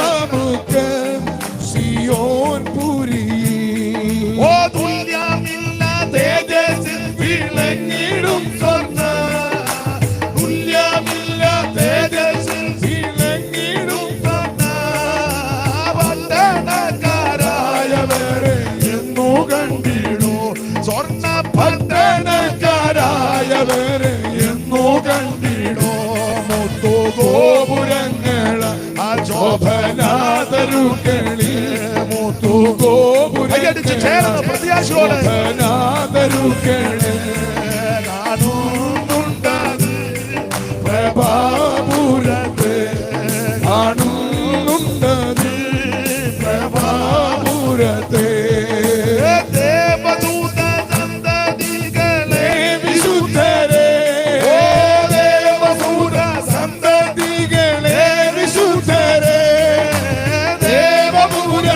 ദേവപുരവാസികളോടും ഗുണമാനമാണ് ധീരമാണ് വൈരമാണ് ദേവപുരവാസികളോടും ഉയർന്നിടോ ശോഭനാപുരമ ചേർന്ന് കൈയടിച്ച് ദൈവത്തെ മഹത്വപ്പെടുത്തുന്നു രാജനോടുകൂടെ മോദാൻ വസിപ്പാൻ പോകാം നമുക്ക് മോദാൻ വസിപ്പാൻ പോകാം നമുക്ക് ഓ അന്തദയാഗം ആനന്ദ നിത്യരാജ്യമേ ഓ അന്തദയാഗം ആനന്ദ നിത്യരാജ്യമേ ഈക അന്ധകാര സിന്ധൂവിലൂടങ്ങിടും ഞങ്ങൾ ഈക അന്ധകാര സിന്ധൂവിലൂടിടും ഞങ്ങൾ എന്നയച്ചിടും തവ നീതിയിൽ കതിരോടെ എന്നയച്ചിടും തവ നീതിയിൽ കതിരോടെ താമസിക്കല്ലേ സിയോൻ രാജാവേ പ്രത്യാശയോടെ സിയോൻ രാജാവേ താമസിക്കല്ലേ സിയോൻ രാജാവേ താമസിക്കല്ലേ സിയോൻ രാജാവേ താമസിക്കല്ലേ ധീരമാണ് വൈരമാണ് ഗൂഢമാനമാണ് ധീരമാണ് ദൈവശക്തി വ്യാപരിക്കട്ടെ എല്ലാ ക്ഷീണങ്ങളും മാറട്ടെ പ്രത്യാശ വർദ്ധിക്കട്ടെ ഇന്ന് രാത്രി പ്രത്യാശ വർദ്ധിക്കട്ടെ ഗൂഢമാണ് വൈരമാണ് ധീരമാണ് വൈരമാണ് ധീരമാണ് ഓ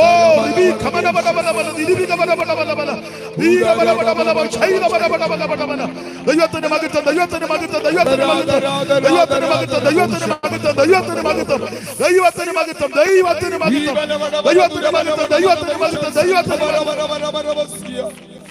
കൃപ ദൈവത്തിന് മകത്വം ദൈവത്തിന് മകത്വം കൃപ ദൈവത്തിന് മകത്വം ദൈവത്തിന് മകത്വം പ്രത്യാശ വർദ്ധിക്കട്ടെ ഇനി എത്രയും അല്പകാലങ്ങളിൽ വരുവാനുള്ളവൻ വരും താമസിക്കുന്നില്ല തനിക്കായി കാത്തു നിൽക്കുന്ന വിശുദ്ധന്മാരുടെ പ്രത്യക്ഷനാകും പ്രത്യാശ വർദ്ധിക്കട്ടെ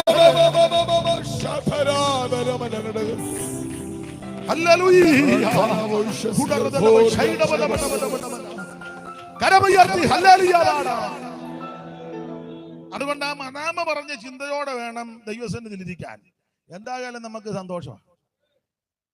അപ്പോൾ തെസലോനിക്ക വിശ്വാസികളുടെ ഒന്നാമത്തെ ഒരു വിശേഷത, ഇവർ സന്തോഷത്തോടെ വചനം കൈക്കൊള്ളും. നല്ല സുഖകരമായ അനുഭവത്തിലല്ല കൈക്കൊള്ളുന്നത്, ബഹുകഷ്ടം സഹിക്കേണ്ടി വരുമ്പോഴാണ്. നമുക്ക് എന്തുവാ കഷ്ടം? എന്തുവാ നമ്മുടെ കഷ്ടം? ഞങ്ങൾ ഇങ്ങോട്ട് വണ്ടിയെ പോന്നപ്പോൾ ഞാൻ കൂടെയുള്ളവർ പറഞ്ഞ് നമ്മുടെ കഷ്ടം ഏതാ? ഇപ്പം നമ്മുടെ കഷ്ടം ഏതാ? ലോങ് യാത്ര ചെയ്യുന്നു. എവിടെ? കാറയിൽ. അതാണ് നമ്മളെ ഇപ്പോഴത്തെ അത് വലിയ കഷ്ടമാണ്. AC കാറയിലെ ലോങ് യാത്ര എന്ന് പറഞ്ഞാൽ ഭയങ്കര. പിന്നെ അതൊന്നും കഷ്ടമല്ല, നല്ല സുഖമാണ്. എടാ, സൈക്കിള് പോലും ഇല്ലാതെ നടന്ന് കിലോമീറ്റർ പോകുന്നതല്ലേ കഷ്ടം, അതല്ലേ കഷ്ടം. സ്തോത്രം, സ്തോത്രം. നമുക്കൊന്നും അങ്ങനെ വലിയ കഷ്ടമില്ലെന്ന്, കഷ്ടത അനുഭവിക്കുന്നവരുണ്ട്. സ്തോത്രം. ഈ വിശ്വാസികളിൽ തന്നെ ചിലര് പറഞ്ഞ ഭാഷയെ വളരെ പ്രതികൂലങ്ങൾ. എന്നെ ഞങ്ങളെ വീട് പണിതു, എത്രയായി? 4.5 കോടി.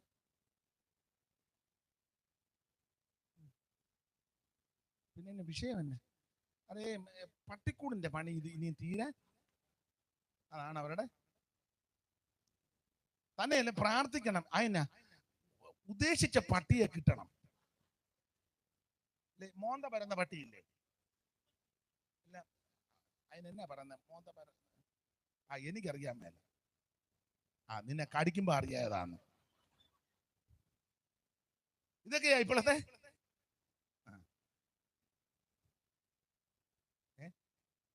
ഏതൊന്നും അത് മോന്ത പരന്ന ഒന്നുമല്ല, അത് മോന്ത കൂർത്ത.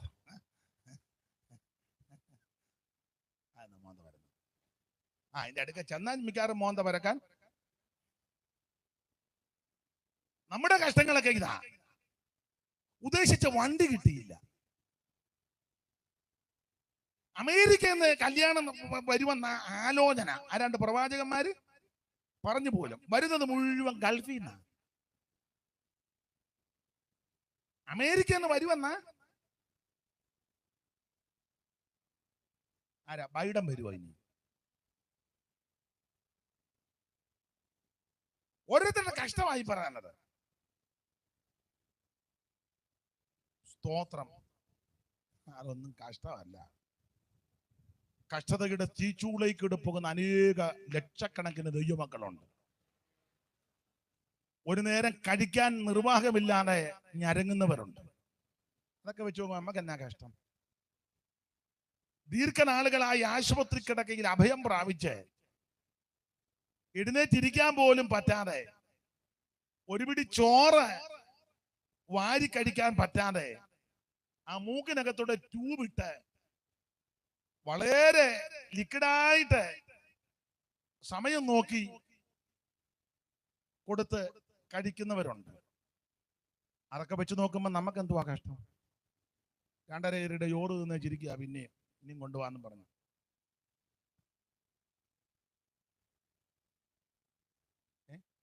അതാണ് കഷ്ടം. പക്ഷെ ചോറ് മുഴുവൻ അതൊരു വലിയ കഷ്ടമാണ് കേട്ടോ. നമുക്കെന്തുവാ കഷ്ടം. സ്തോത്രം. ആരോഗ്യത്തോടെ ഈ യോഗത്തിൽ നടന്നു വന്നിരിപ്പാൻ ദൈവം കൃപ തരുന്നില്ലേ? ദീർഘനാളുകളായിട്ട് ഒരേ കിടപ്പിൽ കിടന്ന് ശരീരം പൊട്ടിക്കിടക്കുന്നവരുമുണ്ട്.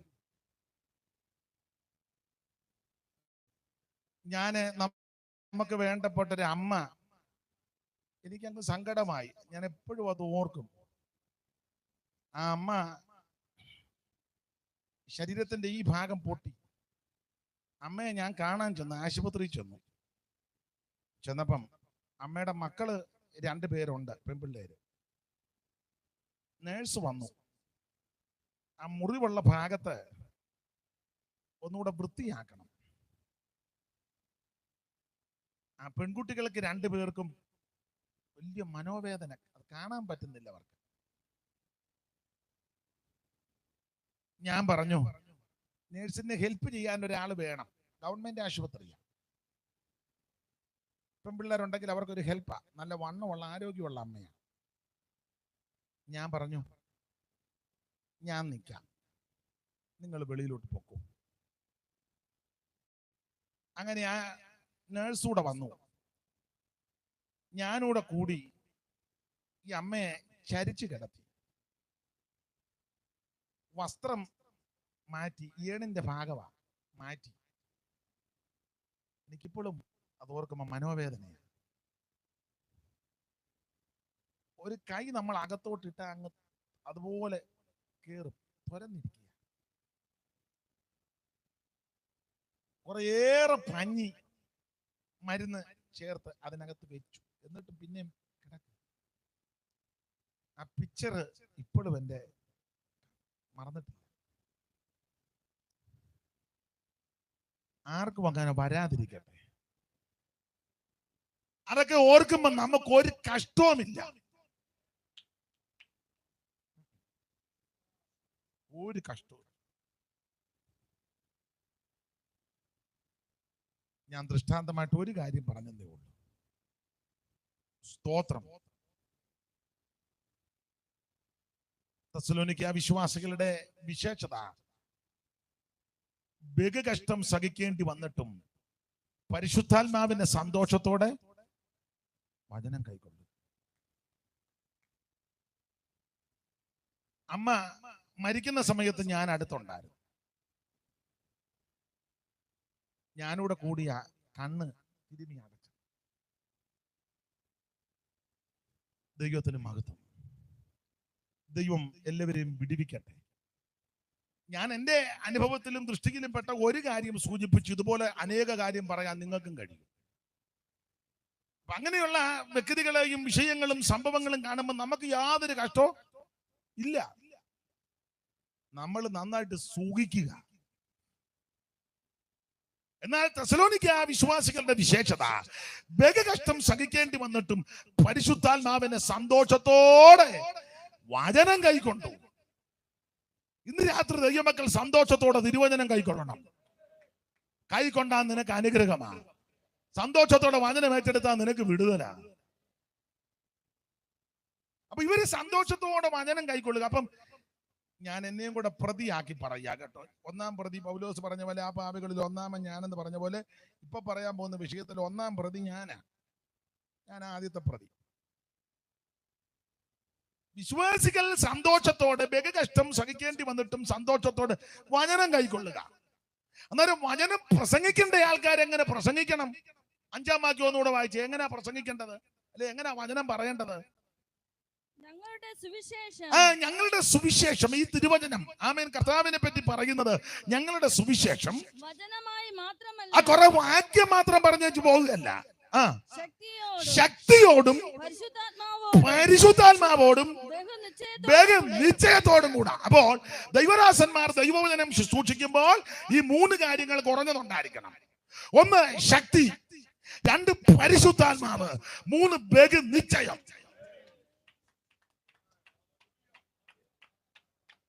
Price the lord. ശക്തി കൊണ്ടായിരിക്കണം. പെട്ടിത്രാസെ കയറ്റി നിർത്തിയാൽ 80 കിലോ, 85 കിലോ, 75 കിലോ വചനം പറയാൻ വരുമ്പോഴോ നമുക്കൊരു വാക്യം വായിക്കാം. മെനക്കേട് കേസ്.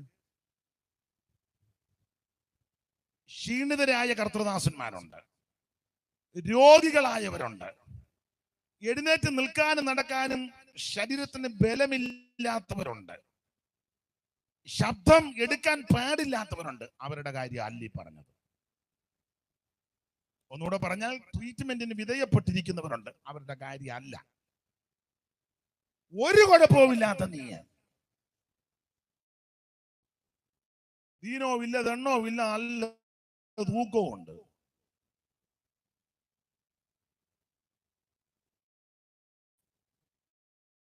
അങ്ങനെയുള്ള നീ ശക്തിയോടെ തിരുവചനം പറയണം.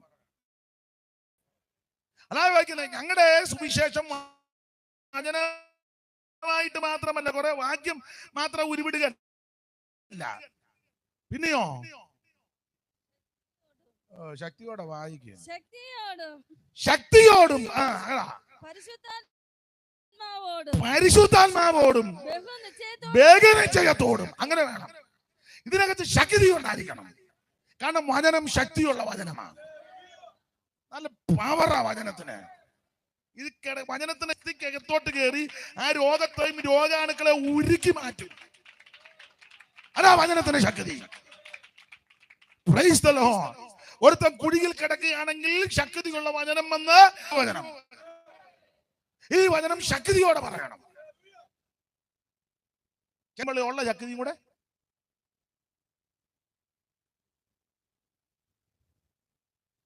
ശക്തി കലർന്നെങ്ങും സാക്ഷികളായിടുവാൻ, ശക്തി കലർന്നെങ്ങും സാക്ഷികളായിടുവാൻ, ശക്തരാകാതെ ഞങ്ങളെ ഈ ദിനത്തിൽ നല്ല മോട്ടോ പൂർവികമായ പെന്തക്കോസ്തു ദാനം ഞങ്ങൾക്ക് നരുളിടേ.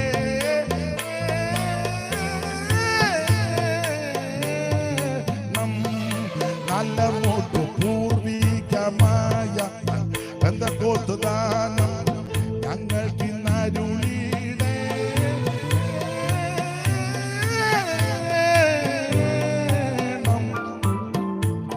അപ്പൊ ശക്തിയോടെ സംസാരിപ്പാൻ ഞങ്ങളുടെ സുവിശേഷം വചനമായിട്ട് മാത്രമല്ല, ശക്തിയോടും നല്ല ശക്തി ഉണ്ടായിരിക്കണം. ചില ആൾക്കാര് നന്നായിട്ട് വചനം പറയും, വലിയ ശക്തിയൊന്നും അന്നിപ്പം നോട്ടോ കണ്ടില്ലേ, വായിക്കാം.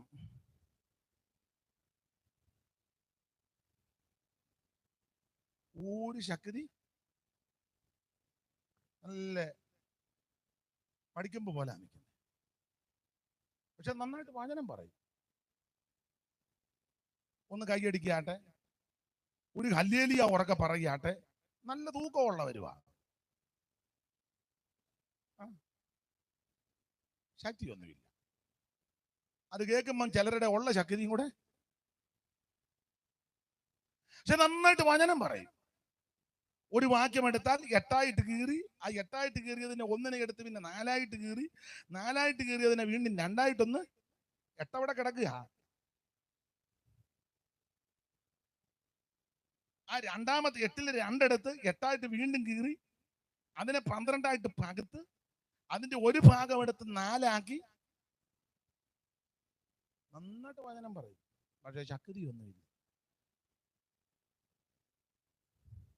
എന്നാൽ ഇവിടെ പൗലോസ് പറയുക, ഞങ്ങളുടെ സുവിശേഷം വചനമായിട്ട് കുറെ വാക്യം മാത്രം പറയല്ല. വാക്യം നല്ലതാ, വചനം പറയണം. വാക്യം മാത്രം പറഞ്ഞ പോലെ ശക്തിയോടാണ് ഞങ്ങൾ പറയുന്നത്. Price the Lord. പെന്തിക്കോസ് എന്ന് പറഞ്ഞാൽ തന്നെ ശക്തിയല്ലേ? സ്തോത്രം. ഉണ്ണിച്ചായം പറയുമ്പോൾ പവറായത്. സ്തോത്രം. ആട്ടെ, ഞങ്ങളുടെ സുവിശേഷം വചനമായിട്ട് മാത്രമല്ല, പിന്നെയോ ശക്തിയോടും പരിശുദ്ധാത്മാവോടും. ആത്മദിനാനം ഇതുവരെ പ്രാപിച്ചില്ലല്ലോ. തമ്പേറിന്റെ അടിക്കുമ്പോ ഇങ്ങനെ ഞെട്ടുന്നല്ലാതെ അഭിഷേകം ഇതുവരെ തമ്പേറിന്റെ അടിക്കുമ്പോ അത് വെട്ടുമാതവാ, അല്ലാതെ ആത്മാവല്ല. അപ്പൊ ശക്തിയോടും പരിശുദ്ധാത്മാവോടും പിന്നെ നിശ്ചയം ഉണ്ടായിരിക്കണം. നിശ്ചയം വേണം. ഞാൻ പറഞ്ഞല്ലോ, 1-ാം പ്രതി ഞാനാ. നല്ല നിശ്ചയം വേണം. എടുക്കുന്ന വാക്യം പറയുന്ന കാര്യത്തെ പറ്റി നിശ്ചയം ഉണ്ടായിരിക്കും. ഓർമ്മയില്ലാത്തവര് ഒരു കുറിപ്പ് എഴുതി വെക്കുന്നത് നല്ലതാ. ചില വിശ്വാസികൾ ഞങ്ങളുടെ പാസ്റ്റർ കുറിപ്പ് വെച്ചാ പ്രസംഗിക്കുന്ന, അയാൾ പ്രസംഗിക്കുന്നുണ്ടല്ലോ, മറ്റവൻ കുറിപ്പില്ലാതെ ഉമ്മ അള്ളും പൊട്ടും പറഞ്ഞ് ചാണ്ട വരുന്ന 8 രൂപ കുട്ടന്റെ അമ്മയെ പട്ടി കടിച്ചു. അതിലും നല്ലത്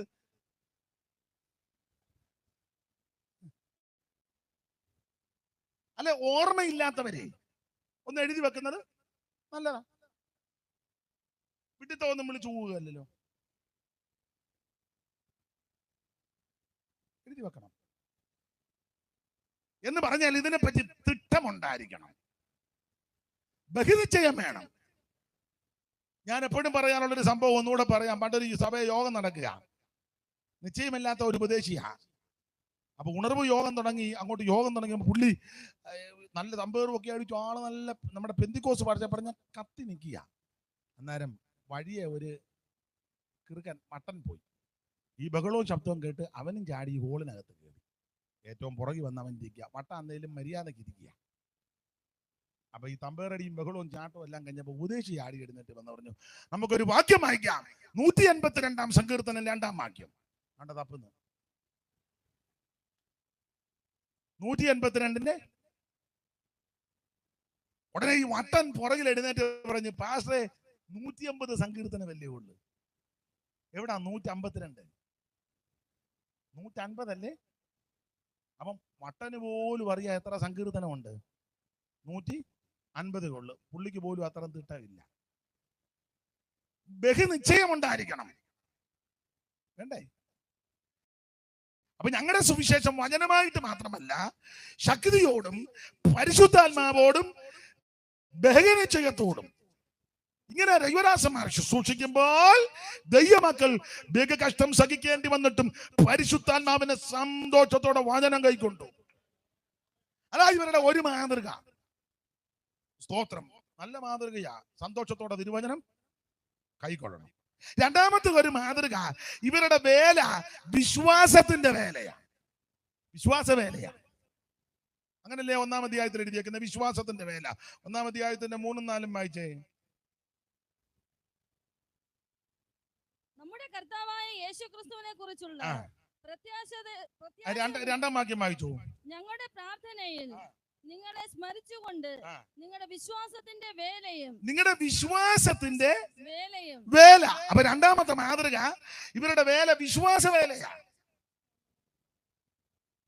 വേല ഇറക്കുകയല്ല, വിശ്വാസത്തിന്റെ വേല. ഈ വേല വിശ്വാസത്തിന്റെ വേലയാ. നമ്മെ ഏൽപ്പിച്ചിരിക്കുന്ന വേല വിശ്വാസ വേലയാ. സ്തോത്രം. അതില് നമ്മൾ താമസിക്കുന്നതിന് ഫെയ്ത്ത് ഹോം എന്നാ. എന്തുവാ? വിശ്വാസ ഭവനം. ആട്ടെ, ഞാനൊന്നും പറയുന്നില്ല, വെറുതെ എന്തിനാ ആലോക്യം ഉണ്ടാക്കുന്നത്. വിശ്വാസ ഭവനം എല്ലാം വിശ്വാസത്താൽ. അപ്പൊ ഇവിടുത്തെ വേല വിശ്വാസത്തിന്റെ വേലയാ. ഈ പെന്തക്കോസ്തിന്റെ ആരംഭമെല്ലാം വിശ്വാസ വേലയാ.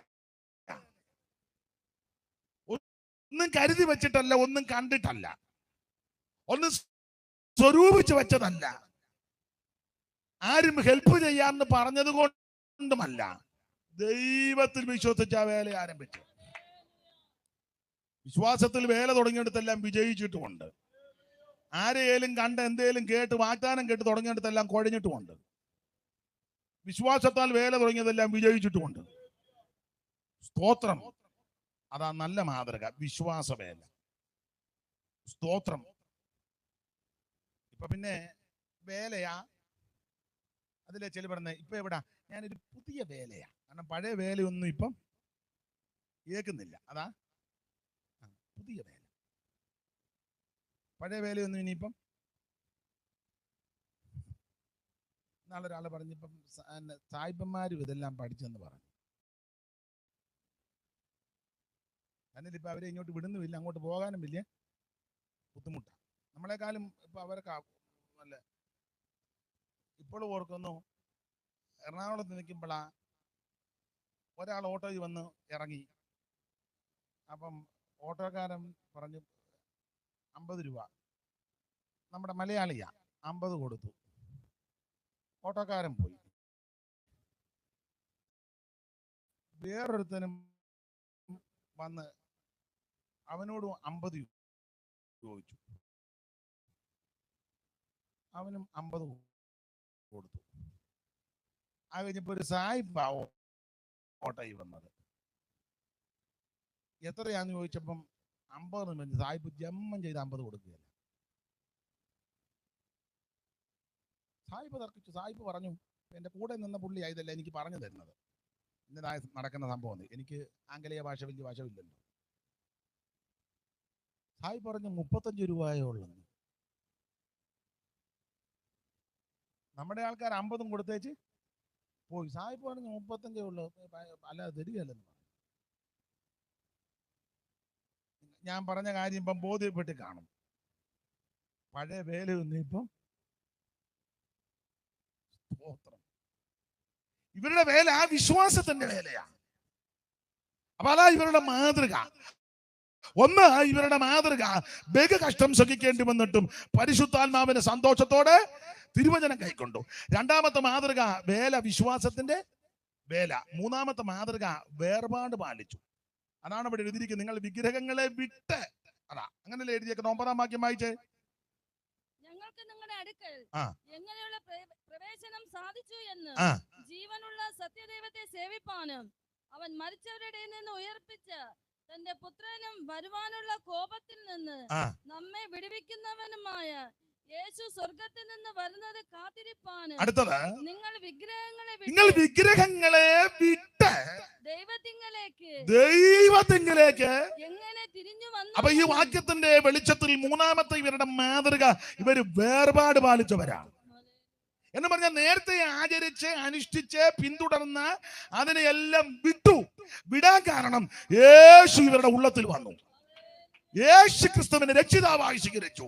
സത്യദൈവമായ, നിത്യദൈവമായ, ഏകദൈവമായ, സാക്ഷാൽ ദൈവമായിട്ട് വീണ്ടും ജനനം പ്രാപിച്ച് ദൈവവൈതലായി തീർന്നപ്പോൾ നേരത്തെ ആചരിച്ചതും അനുഷ്ഠിച്ചതും പിന്തുടർന്നതിനെയെല്ലാം വിട്ടു. അതാ വേർപാട്. ദൈവമക്കൾ കർക്കശമായി വേർപാട് പാലിക്കണം. സ്തോത്രം. വിടേണ്ടതിനെയെല്ലാം. ഞങ്ങളുടെ നാട്ടിലൊക്കെ പ്രസംഗിക്കുമ്പോൾ പറയും, ആരംഭകാലത്ത് പിതാക്കന്മാര് വിട്ടതെല്ലാം 2-3 തലമുറയായപ്പോൾ ഉപവസിച്ച് പ്രാർത്ഥിച്ചപ്പം തിരിച്ചെടുക്കുക. അവര് ഇച്ചീച്ചിയാണെന്ന് പറഞ്ഞ് വിട്ടതല്ല, 3-4 തലമുറയായപ്പോൾ ഉപവസിച്ച് പ്രാർത്ഥിച്ച്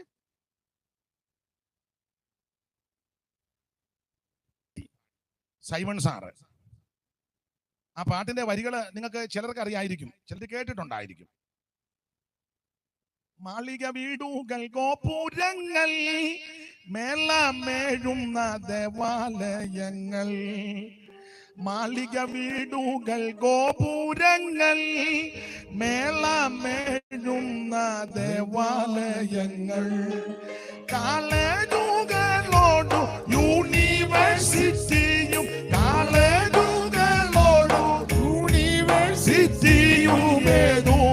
നോക്കാതെ നോക്കാതെ വരികന്റെ പ്രിയേ ചെല്ലും സ്വർലോക സുന്ദരിയേ. അപ്പൊ സാറ് കൊടുത്തിരിക്കുന്ന പ്രയോഗം, മാളിക വീടുകൾ ഗോപുരങ്ങൾ മേളമേടുന്ന ദേവാലയങ്ങൾ, കോളേജ്, പഴയ ഭാഷയാ, കോളേജുകളോട് യൂണിവേഴ്സിറ്റിയും ഏതുമേ നോക്കാതെ നീ പോരാൻ. നീ പിന്നെ ഇപ്പോൾ അവിടെ കടിച്ചു തൂങ്ങി കിടക്കുക. ഞങ്ങൾക്ക് മെഡിക്കൽ കോളേജ് ഉണ്ട്, ഞങ്ങൾക്ക് യൂണിവേഴ്സിറ്റി ഉണ്ട്, അവിടെ കിടക്കുക നീ. ഞങ്ങൾക്ക് സ്ഥാപന ജംഗമ വസ്തുക്കൾ ഉണ്ട്, അമ്പരചുംബികളായ ദൈവാലയങ്ങളുണ്ട്, ഞങ്ങളുടെ പള്ളിയുടെ മണ്ടേ കയറുന്ന കടല് വരെ ചുമ്മാ ഇരുന്ന് കീർവാണം അടിക്കുക. അപ്പൊ കീർവാണക്കാരോടാ ആര് പറഞ്ഞേക്കുന്നത്? മാളിക വീടുകൾ ഗോപുരങ്ങൾ മേളമേഴുന്ന ദേവാലയങ്ങൾ അതെല്ലാം വിട്ടേച്ചിഞ്ഞ് വരാൻ, വേർപാട് പാലിക്കാൻ. സ്തോത്രം. അടുത്ത ലൈനുണ്ട്, ബാങ്കുകൾ, ചിട്ടികൾ, കമ്പനികൾ, തീങ്ക് ചെയ്യും കള്ളിച്ചോടതികൾ. ബാങ്കുകൾ, ചിട്ടികൾ, കമ്പനികൾ, തീങ്ക് ചെയ്യും കള്ളിച്ചോടതികൾ. ജിംനേഷ്യമോടാത നാടകശാലകൾ, ജിംനേഷ്യമോടാത നാടകശാലകൾ എന്നിവയോർത്തു നീ താമസിച്ചിടല്ലേ, എന്നിവ ഓർത്തു നീ താമസിച്ചിടല്ലേ. അപ്പൊ ശ്രദ്ധിച്ചേ, ബാങ്കുകൾ, ചിട്ടികൾ, കമ്പനികള്, തീങ്ക് ചെയ്യും കളിച്ചോടതികള്.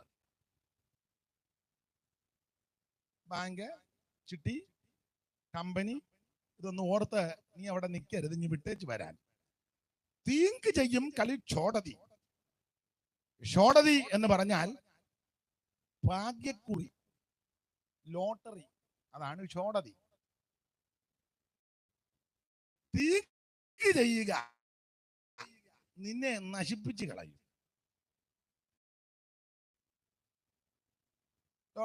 ലോട്ടറി എടുത്ത് പരുവക്കേടായ പല കക്ഷികളും ഉണ്ട്, ഇവിടെയും കാണുമായിരിക്കാം. പണി കഴിഞ്ഞ് വന്നപ്പോൾ മറ്റവൻ അത് ലോട്ടറി ആയിട്ട് നിരത്തി വെച്ചേക്കുന്നപ്പോൾ എടുത്ത് ഇന്നാളെങ്ങാണ്ട് എടുത്തപ്പോൾ 50 രൂപ അടിച്ചു. അവൻ ഇനി 500 അടിക്കുമെന്നും പറഞ്ഞേ എടുക്കുന്നത്. പത്രത്തിൽ നോക്കിയപ്പോൾ ഒറ്റ അക്കത്തിനാ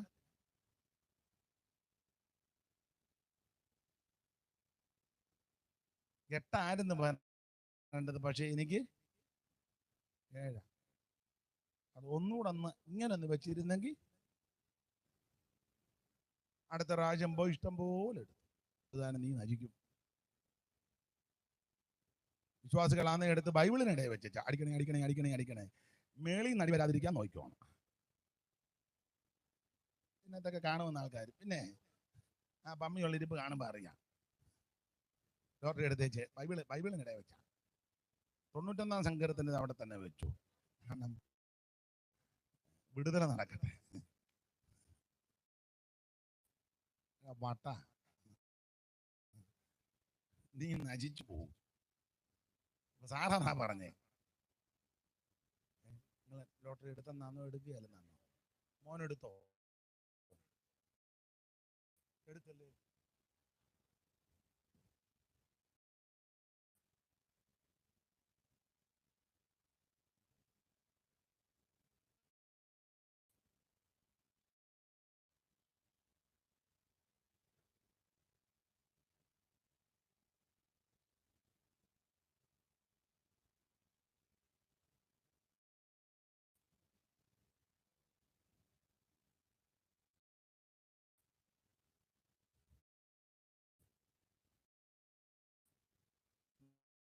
ഇപ്പം അതടിക്കുകയല്ല, ഇതങ്ങ് അടിച്ചാൽ മതി.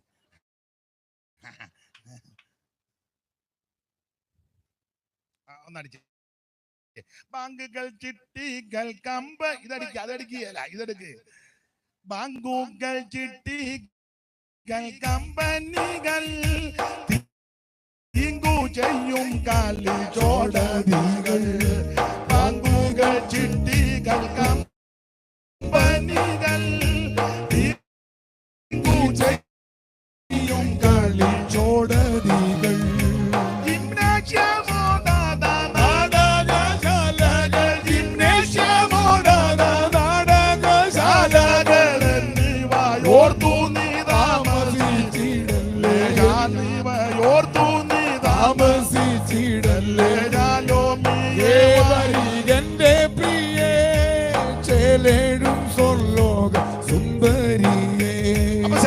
കർക്കശമായ വേർപാട് പാലിക്കണം.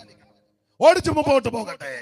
അപ്പോൾ തെസ്സലോനിക്ക വിശ്വാസികളുടെ ക്വാളിറ്റി ഒന്ന്, ഇവർ മാതൃകാ വിശ്വാസികളാണ്. എന്താ ഇവരുടെ മാതൃക? ബഹുകത്വം. രണ്ടാമത്തെ മാതൃക ഇവരുടെ വേല, വിശ്വാസത്തിന്റെ വേല. മൂന്നാമത്തെ മാതൃക അവൻ വേർപാട് പാലിച്ചു. ഓടിച്ചവസാനിപ്പിക്കുക. ഇങ്ങനെയുള്ള വിശ്വാസകയ ഈ വചനങ്ങളെ കൊണ്ട് അന്വേഷിക്കേണ്ടത്. വായിച്ചതാണല്ലോ എന്തൊക്കെ കാര്യങ്ങൾ. ഒന്നാമത്തെ വാക്യം പിടിക്കും. ഞാൻ ഒന്നാമത്തെ കാര്യം, നിങ്ങൾ പ്രത്യാശയോടെ വേണം ദുഃഖിക്കാൻ. ദുഃഖിക്കുമ്പോൾ നമുക്കൊരു പ്രത്യാശ ഉണ്ടായിരിക്കണം. നമ്മെ സ്നേഹിച്ചവർ, നമുക്ക് വേണ്ടപ്പെട്ടവർ, മാതാവോ പിതാവോ ഭാര്യയോ ഭർത്താവോ മക്കളോ, ദൈവദാസന്മാരോ ദൈവമക്കളോ, നമുക്ക് വേണ്ടപ്പെട്ടവർ പെട്ടെന്ന് പൊടുന്നനെ നമ്മെ വിട്ട് കടന്നു പോകുമ്പോൾ ദുഃഖമുണ്ടാകും, മനപ്രയാസമുണ്ടാകും. പക്ഷെ ആ ദുഃഖത്തിന് വ്യവസ്ഥയുണ്ട്. പ്രത്യാശ ഇല്ലാത്തവരെ പോലെ ദുഃഖിക്കരുത്. അങ്ങനെ പ്രത്യാശ ഇല്ലാത്തവരെ പോലെ നമുക്ക് ദുഃഖമുണ്ട്, പക്ഷെ നമ്മുടെ ദുഃഖം പ്രത്യാശയുള്ള ദുഃഖമാണ്. പ്രത്യാശ ഇല്ലാത്തവരുടെ ദുഃഖവും പ്രത്യാശയുള്ളവരുടെ ദുഃഖവും അത് തരംതിരിച്ച് പഠിക്കേണ്ടതാ. പ്രത്യാശ ഉള്ളവരുടെ ദുഃഖവും പ്രത്യാശ ഇല്ലാത്തവരുടെ ദുഃഖവും. പ്രത്യാശയുള്ളവരുടെ ഒരു ദുഃഖം, യേശു വന്നെന്നറിഞ്ഞപ്പോൾ മാർത്ത ഓടിച്ചെന്നു.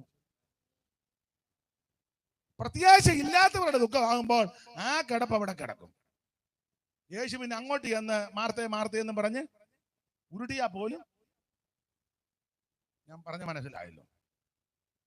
പ്രത്യാശ ഉള്ളവരുടെ ദുഃഖവും പ്രത്യാശയില്ലാത്തവരുടെ ദുഃഖവും. പണ്ടൊക്കെ ഞങ്ങളുടെ നാട്ടിലെ ഈ മരണമൊക്കെ നടന്ന ചില ഇടങ്ങളില്, എല്ലായിടത്തും അല്ല, ചിലര് മരിച്ച വീട്ടുകാര് ചിലര് പല്ലും തേക്കുകയില്ല, കുളിക്കുകയില്ല,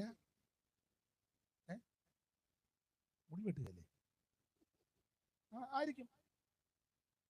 പല്ലും തേക്കുകയില്ല, കുളിക്കുകയില്ല, അത് അങ്ങ് ദുഃഖമാണ്. ഒന്നും കഴിക്കത്തുമില്ല, വെള്ളം പോലും.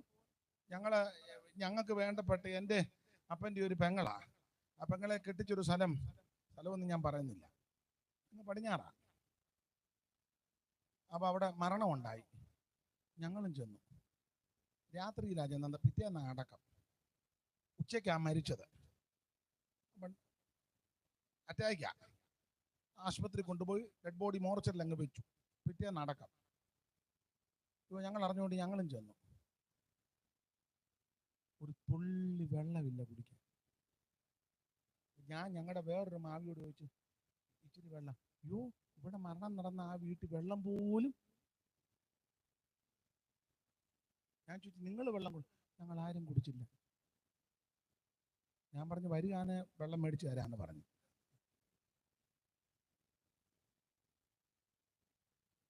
അങ്ങനത്തെ ഓരോ ആചാരങ്ങളെ അനുഷ്ഠാനങ്ങളും ഉണ്ട്. എന്നാൽ നമുക്ക് വേർപാട് ദുഃഖം ഉളവാക്കുന്നതാണ്. ഞാൻ മിക്കയിടത്തും പ്രസംഗിക്കുമ്പോൾ പറയും, ഒരാൾ കടന്നു പോകുമ്പോൾ ഭാര്യയോ ഭർത്താവോ മക്കളോ മാതാപിതാക്കളോ കടന്നു പോകുമ്പോൾ കരയണം. ചില പറയാറുണ്ട്, കരയരുത്. പിന്നെ നീ അങ്ങ് ചിരിക്കണോ? കരയണം. മാതൃക, യേശു കരഞ്ഞില്ലേ? യേശുവിനും വലിയ പുള്ളിയൊന്നും ഇവിടെ ഇരിപ്പില്ലല്ലോ. എടാ, തനിക്ക് പ്രിയമായവൻ കടന്നു പോയപ്പോൾ യേശു കരഞ്ഞു. കരയണം. പക്ഷെ കരച്ചിലിന് വ്യവസ്ഥയുണ്ട്. പ്രത്യാശയില്ലാത്തവരെ പോലെ കരയരുത്. ഒരു ഭർത്താവ് പൊടുന്നനെ മരിച്ചപ്പോൾ ഞാനും ഉണ്ട്. ഭാര്യ വിധവയായി, കൗനക്കാരാ. അപ്പൊ പ്രസംഗിച്ച് ഉപദേശി അത് ഞാൻ പറഞ്ഞു, മോളി നീ കരയരുതെന്ന്. ഞാൻ പറഞ്ഞു, പിന്നെ നിങ്ങൾ കരയുമോ? ഇവിടെ അവരുടെ ഭർത്താവും പെട്ടെന്ന് കടന്നു പോകുമ്പോൾ അവർ കരയല്ലേ? ഓർക്കാപ്പുറത്താ പോയത്, അറ്റാക്കാ. കിടപ്പിലായാ നമുക്ക് പിന്നെ എന്നാലും കരയും. എത്ര ദിവസം കിടന്നാലും, എത്ര പ്രായമുള്ളവർ കടന്നു പോയാലും ഹൃദയമുള്ളവൻ കരയും. പിന്നെ പെന്തിക്കോസുകാർ മിക്കവർക്കും ഹൃദയമില്ല. കാരണം ഹൃദയം കർത്താവിന് കൊടുത്തേച്ചിരിക്കുക. ഒരുമാതിരിപ്പെട്ടൊന്നും ഹൃദയമില്ല, അതൊക്കെ നീ കൊടുത്തു. ഹൃദയമുള്ളവൻ കരയും. യേശു കരഞ്ഞു. പക്ഷെ നമ്മുടെ കരച്ചിലിന് വ്യവസ്ഥയുണ്ട്. പ്രത്യാശയില്ലാത്ത മറ്റുള്ളവരെ പോലെ ദുഃഖിക്കരുത്. നമുക്ക് ദുഃഖമുണ്ട്, നമുക്കൊരു പ്രത്യാശ. എന്താ പ്രത്യാശ? അടുത്ത ഭാഗത്ത് എഴുതിയിരിക്കുക. ആ പ്രത്യാശ കാഹളം അങ്ങോട്ട് ധ്വനിക്കുമ്പോൾ അവൻ നമ്മെ വിട്ട് ക്രിസ്തുവിൽ മരിച്ച വിശുദ്ധന്മാർ ഉയർത്തു വരും. അതാണ് നമ്മുടെ പ്രത്യാശ. ആ ഉയർത്തു വരുന്നവർക്ക് മുമ്പേ ജീവനോടിരിക്കുന്നവരാകത്തില്ല. അവർക്കാണ് മുൻഗണന. അതുകൊണ്ട് ആ വചനങ്ങളെ കൊണ്ട് അന്യോന്യം ആശ്വസിച്ചോണം. നമ്മെ വിട്ട് കടന്നുപോയ ക്രിസ്തുഭക്തന്മാർ, നമ്മുടെ വേണ്ടപ്പെട്ടവർ, മാതാപിതാക്കളാകട്ടെ, സഹോദരങ്ങളാകട്ടെ, ചാർച്ചക്കാരാകട്ടെ, പിതാവോ മാതാവോ ഭാര്യയോ ഭർത്താവോ ആകട്ടെ, അവർ കർത്താവിൽ നിദ്ര പ്രാപിച്ചെങ്കിൽ നമുക്ക് ദുഃഖമുണ്ട്. പക്ഷെ ആ ദുഃഖത്തോടു കൂടെ വലിയ പ്രത്യാശ. എന്താ നമ്മുടെ പ്രത്യാശ? അതിന് അധികം താമസിക്കാതെ കാഹളം അങ്ങോട്ട് ധ്വനിക്കുമ്പോൾ അവൻ നമ്മെ വിട്ട് കടന്നുപോയ കോടി വിശുദ്ധന്മാർ അവൻ തേജസ്സിന്റെ പുത്തൻ ശരീരം പ്രാപിച്ച് ഉയർത്തു വരും. ഈ വചനങ്ങളെ കൊണ്ട് അന്യോന്യമായി ശ്രദ്ധിച്ചോണം. Praise the lord, praise the lord. ഉയർപ്പിൻ സുപ്രഭാതത്തിൽ ദൂതർ വീണമിടും സംഘത്തിൽ. ഉയർപ്പിൻ സുപ്രഭാതത്തിൽ ദൂതർ വീണമിടും സംഘത്തിൽ. ആ പൊൻ കിരീടക്കൂട്ടത്തിൽ എന്റെ പേർ വിളിക്കും. കണ്ടിടും നീയനെ ഞാൻ കണ്ടിടും. അന്യമല്ല സ്വന്തം കണ്ട തന്റെ മുഖം കണ്ടിടും. ഓ കണ്ടിടും നീയനെ ഞാൻ കണ്ടിടും. ഓ അന്യമല്ല സ്വന്തം കണ്ട തന്റെ മുഖം കണ്ടിടും. യേശുവേ മണാളനെ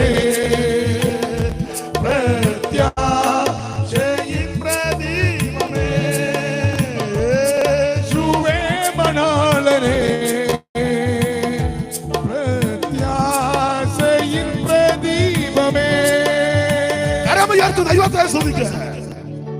അപ്പോൾ ഒന്ന്, ഈ വചനങ്ങളെ കൊണ്ട് അന്യോന്യമായി ആശ്വസിപ്പിച്ചു കൊള്ളണം. എന്ത്? ഒന്ന്, പ്രത്യാശയില്ലാത്ത മറ്റുള്ളവരെ പോലെ നിങ്ങൾ ദുഃഖിക്കരുത്. നമുക്ക് ദുഃഖമുണ്ട്, പക്ഷെ നമ്മുടെ ദുഃഖത്തിന്റെ വിശേഷത പ്രത്യാശയുള്ള ദുഃഖമാണ്. എന്താണ് നമ്മുടെ പ്രത്യാശ? അയ്യോ, നമ്മുടെ പ്രത്യാശയെ പറ്റി പുസ്തകം പഠിപ്പിക്കുന്നത് ജീവനുള്ള പ്രത്യാശ. പത്രോസ് അങ്ങനെ പറഞ്ഞ ജീവനുള്ള പ്രത്യാശ. പൗലോസ് പറഞ്ഞിരിക്കുന്ന പ്രയോഗം ഭാഗ്യകരമായ പ്രത്യാശ. അതാണ് നമ്മുടെ പ്രത്യാശ. ഈ പ്രത്യാശ ഇതര വ്യക്തികൾക്കും സമൂഹത്തിനും ഇല്ല. ഇത് വേർപെട്ട ദൈവമക്കൾക്കാണ്. ക്രിസ്ത്യാനിക്കല്ല ഈ പ്രത്യാശ ഒന്നുമില്ല. നാമധേയ ക്രിസ്ത്യാനിക്കൊന്നും പ്രത്യാശയില്ല. യേശു വരുമെന്ന് പോലും ചില ഊളന്മാര് വിശ്വസിക്കുന്നില്ല. യേശു വരുമെന്ന് ചുമ്മാ വിട്ടിത്ത ലേവല് ക്രിസ്ത്യാനി എന്നാണ് വിശ്വസിക്കുന്നില്ല. അയ്യോ, എത്ര അച്ഛന്മാർ ഉപദേശമാർക്ക് പോലും ചിലർക്ക് വിശ്വാസം. പിന്നെ ഹൈസ്കൂളിൽ പഠിച്ചത് 7 പോയിന്റുമായിട്ട് ഇങ്ങനെ നടക്കുക. അവിടെ വെച്ച് കിട്ടിയതാ 7 പോയിന്റ്. 3-ാമത്തെ പോയിന്റ് മൈക്കുകാരനോട് പറയും ഓളിയം കൂട്ടിക്കോളാൻ. അവനൊന്ന് ഓളിയം കൂട്ടും. അപ്പൊ പിന്നെ ഓർഗൻകാരനോട് പറയും നീ ഇങ്ങനെ നിന്നോളാൻ. ഇവന് യാതൊരു പ്രത്യാശയും. ഞാൻ അവരുടെ കാര്യമല്ല പറഞ്ഞത്, നമുക്കൊരു പ്രത്യാശയുണ്ട്. സ്തോത്രം. ആ പ്രത്യാശ ധാരാളം കാര്യമുണ്ട്. നമ്മുടെ ഒരു പ്രത്യാശ എന്നാണെന്നറിയോ? യേശു വീണ്ടും വരും. 2, നമ്മുടെ കണ്ണീന്ന് കണ്ണുനീരെല്ലാം തുടയ്ക്കും. 3, അവനെ താൻ ഇരിക്കുമ്പോൾ നമ്മൾ കാണും. സ്തോത്രം. 4, അവനോട് സാദൃശ്യന്മാരാകും.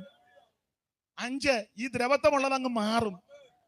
6, ഈ മൺമയമായത് മാറി വിൺമയമായത് കിട്ടും. ഇതൊക്കെയാണ് നമ്മുടെ പ്രത്യാശ. സ്തോത്രം. സങ്കീർത്തനക്കാരൻ പറയാ ഇത് വേഗം തീരും. ഏത് കഷ്ടതയും തീരും, ഇത് വേഗം തീരും. നമ്മുടെ പ്രത്യാശയാ ഇത് വേഗം തീരും. എന്നിട്ടോ നമ്മൾ പറന്നും പോകും. ഇതൊക്കെയാണ് നമ്മുടെ പ്രത്യാശ. ആരോട് പറയാനാ? ചുമ്മാ നിങ്ങൾ ചിന്തിക്കുക, വല്ലച്ചാതി നിർത്ത്, ആഹാരം കഴിച്ചു വീട്ടിൽ പോകണം. അന്നേരാ എന്നാ നിർത്തിയാക്ക. ഇനിയിപ്പോ ഞാനായിട്ട് സ്തോത്രം. നമ്മുടെ പ്രത്യാശ ഇതാ. വരുമേ തിരുവായ് മൊഴിഞ്ഞവനരുളിയ പോൽ വചനം നിറവേറ്റാൻ വന്നു സഭയെ ചേർക്കുവാൻ വേഗം മഹിമയിലെടുപ്പാൻ കൊണ്ടുവരുന്നു ശാലയിൽ പോയി ചേർത്ത് പന്തിയിലിരുത്താൻ. കൊണ്ടുവരുന്നു ശാലയിൽ പോയി ചേർത്ത് പന്തിയിലിരുത്താൻ.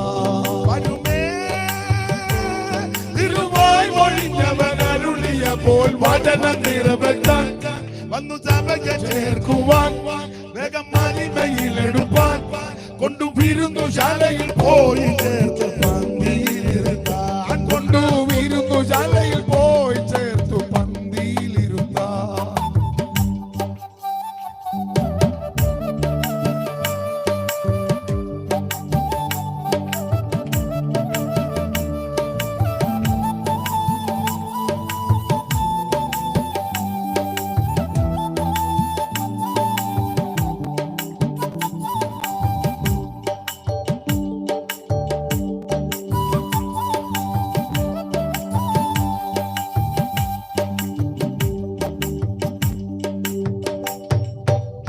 സ്വർഗീയ നാടെന്നു കാണാം എന്റെ വീട്ടിലെന്നെത്താ. സ്വർഗീയ നാടെന്നു കാണാം എന്റെ വീട്ടിലെന്നെത്താ. നവജെറുസലേം മഹിമ നിറഞ്ഞു ഇറങ്ങി വരുന്ന സമയമോ. ഓ നവജെറുസലേം മഹിമ നിറഞ്ഞു ഇറങ്ങി വരുന്ന സമയമോ. ഓ നവജെറുസലേം മഹിമ നിറഞ്ഞു ഇറങ്ങി വരുന്ന സമയമോ. ഓ നവജെറുസലേം മഹിമ നിറഞ്ഞു ഇറങ്ങി വരുന്ന സമയമോ. ഓ നവജെറുസലേം മഹിമ നിറഞ്ഞു ഇറങ്ങി വരുന്ന സമയമോർക്കുമ്പോൾ സ്നേഹം വർദ്ധിച്ചിടുന്നേ, പ്രത്യാശയേറി വരും. സ്നേഹം വർദ്ധിച്ചിടുന്നേ, പ്രത്യാശ വരുന്നേ. വരുമേ തിരുവായ് മൊഴിഞ്ഞവൻ അരുളിയ പോൽ വചനം നിറവേറ്റാൻ വന്നു സഭയെ ചേർക്കുവാൻ വേഗം മഹിമയിലെടുപ്പാൻ കൊണ്ടുവരുന്നു ശാലയിൽ പോയി ചേർത്ത് പന്തിയിലിരുത്താൻ. കൊണ്ടുവരുന്നു ശാലയിൽ പോയി ചേർത്ത് പന്തിയിലിരുത്താൻ. കൊണ്ടുവരുന്നു ശാലയിൽ പോയി ചേർത്ത് പന്തിയിലിരുത്താൻ. കൊണ്ടുവരുന്നു ശാലയിൽ പോയി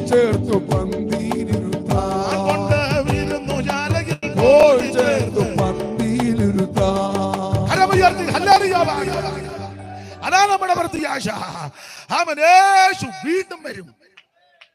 അപ്പൊ അതുകൊണ്ട് പ്രത്യാശയില്ലാത്ത മറ്റുള്ളവരെ പോലെ ദുഃഖിക്കരുത്.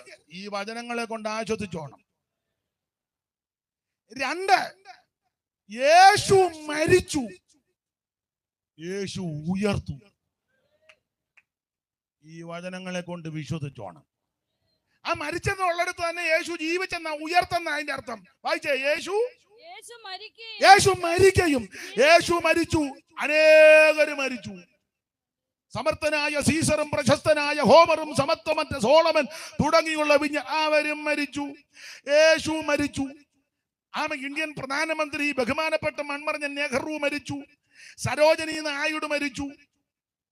ഇന്ദിരാഗാന്ധി മരിച്ചു. രാജീവ് ഗാന്ധി മരിച്ചു. മത നേതാക്കന്മാര് പലരും മരിച്ചു. കേരളത്തിലാണ് ഞാൻ പറയാം, മന്നത്ത് പത്മനാഭൻ മരിച്ചു. അയ്യങ്കാളി മരിച്ചു. പൊയ്യാലെ അപ്പച്ചനും മരിച്ചു. സ്തോത്രം. എല്ലാരും മരിച്ചു. ബിഷപ്പുമാരെല്ലാരും മരിച്ചു. ഇപ്പൊ നിലവിലുള്ളവരല്ല, മുൻപ്. നിങ്ങളോട് ദൈവമേ, ബിഷപ്പുമാരെല്ലാം മരിച്ചോ? യോഗം നടന്നുകൊണ്ടിനാടെ.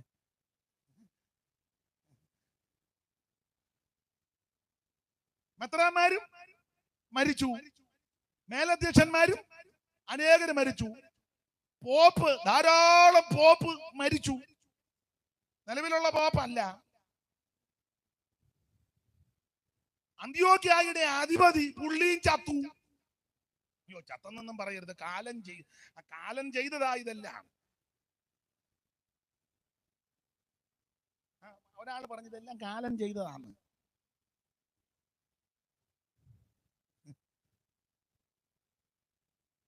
അലക്സാണ്ടർ മരിച്ചു. ആരാ മരിക്കാത്ത? യേശുവും മരിച്ചു. മറ്റവരെല്ലാം മരിച്ചു.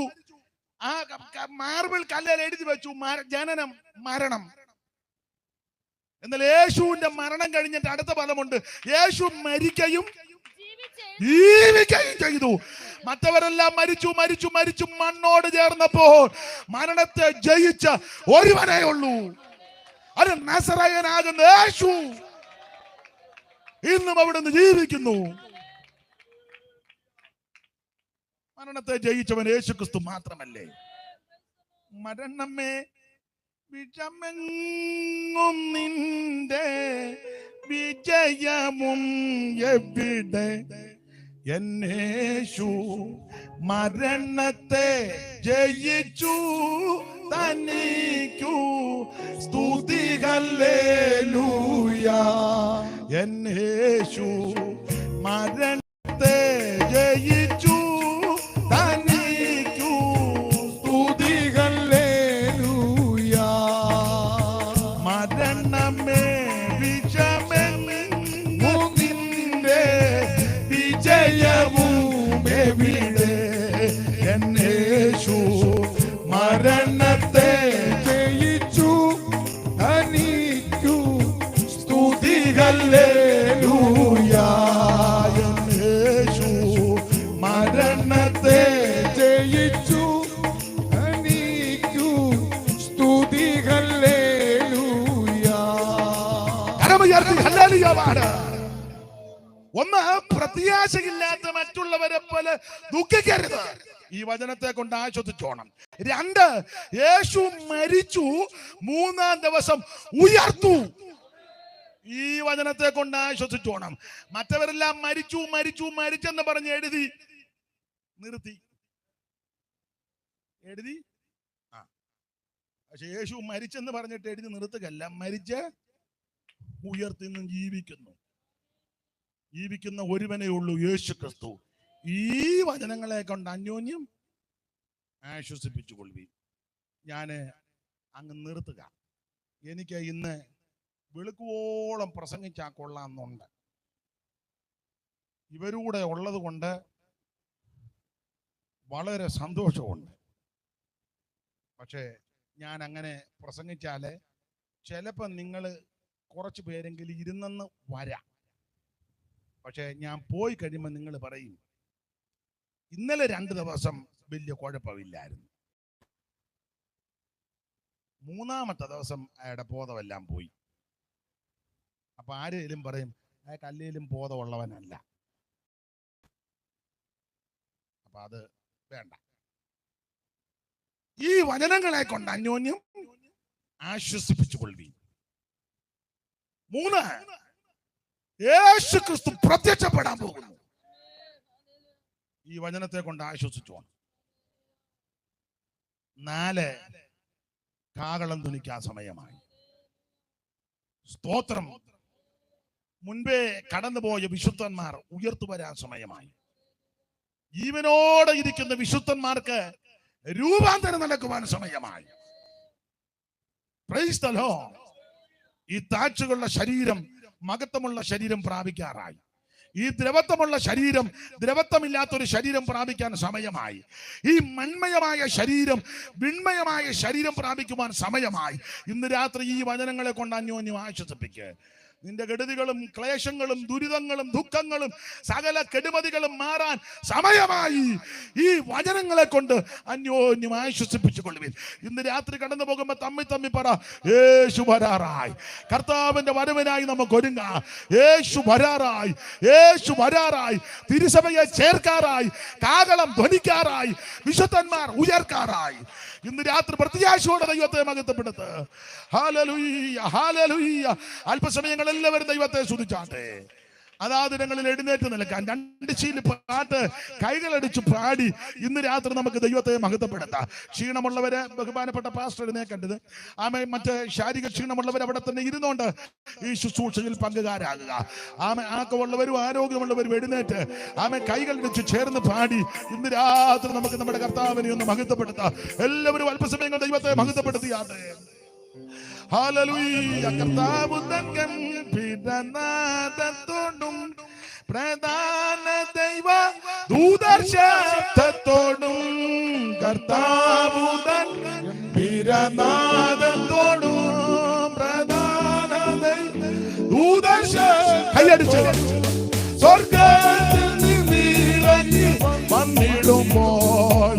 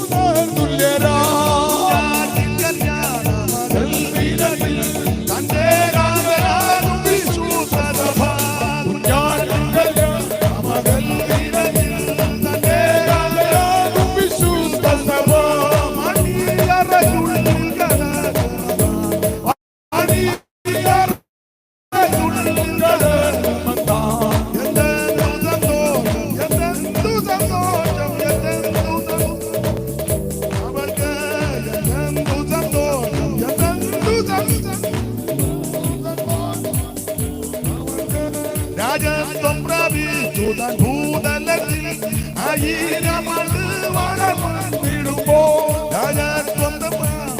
ഭൂതലത്തിൽ ആയിരമാണ്ട് വളർന്നിടുമ്പോ ശത്രു വംശത്താലെ ശത്രു വംശത്താലെ വാണിയിടും ഭൂമിയിൽ വാണിയിടും ഭൂമിയിൽ വാണിയിടും രാജാതി രാജൻ വാണിയിടും ഭൂമിയിൽ വാണിയിടും രാജാതി രാജൻ വാണിയിടും ഭൂമിയിൽ വാണിയിടും ഭൂമിയിൽ വാണിയിടും രാജാതി കർത്താവ് തന്റെ പ്രിയനാഥത്തോടു പ്രധാന ദൈവദൂത ശബ്ദത്തോടു കർത്താവ് തന്റെ പ്രിയനാഥത്തോടു ഓ സ്വർഗ്ഗത്തിൽ നിന്നിറങ്ങി വന്നിടുമ്പോ സ്വർഗ്ഗത്തിൽ നിന്നിറങ്ങി വന്നിടുമ്പോ എത്രയോ സന്തോഷം എത്രയോ സന്തോഷം എത്രയോ സന്തോഷം മധ്യാകാശത്തിൽ എത്രയോ സന്തോഷം എത്രയോ സന്തോഷം എത്രയോ മധ്യാകാശത്തിൽ എത്രയോ സന്തോഷം എത്രയോ സന്തോഷം മധ്യാകാശത്തിൽ ഓ എത്രയോ സന്തോഷം എത്രയോ സന്തോഷം എത്രയോ സന്തോഷം മധ്യാകാശത്തിൽ കർത്താവ്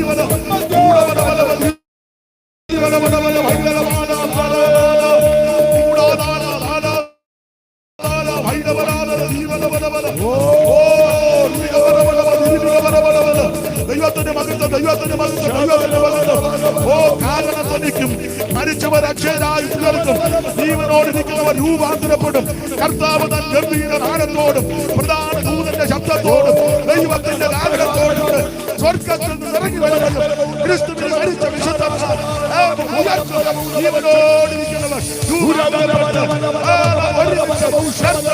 എതിരേൽപ്പാൻ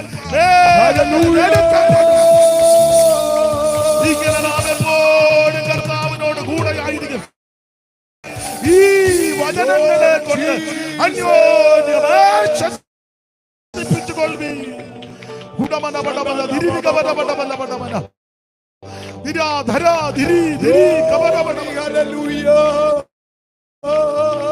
കരമുയർത്തി ഹല്ലേലൂയ പാടാം ഒരിക്കൽ കൂടെ ഹല്ലേലൂയ പാടാം ഒരിക്കൽ കൂടെ ഹല്ലേലൂയ പാടാം ജനമേ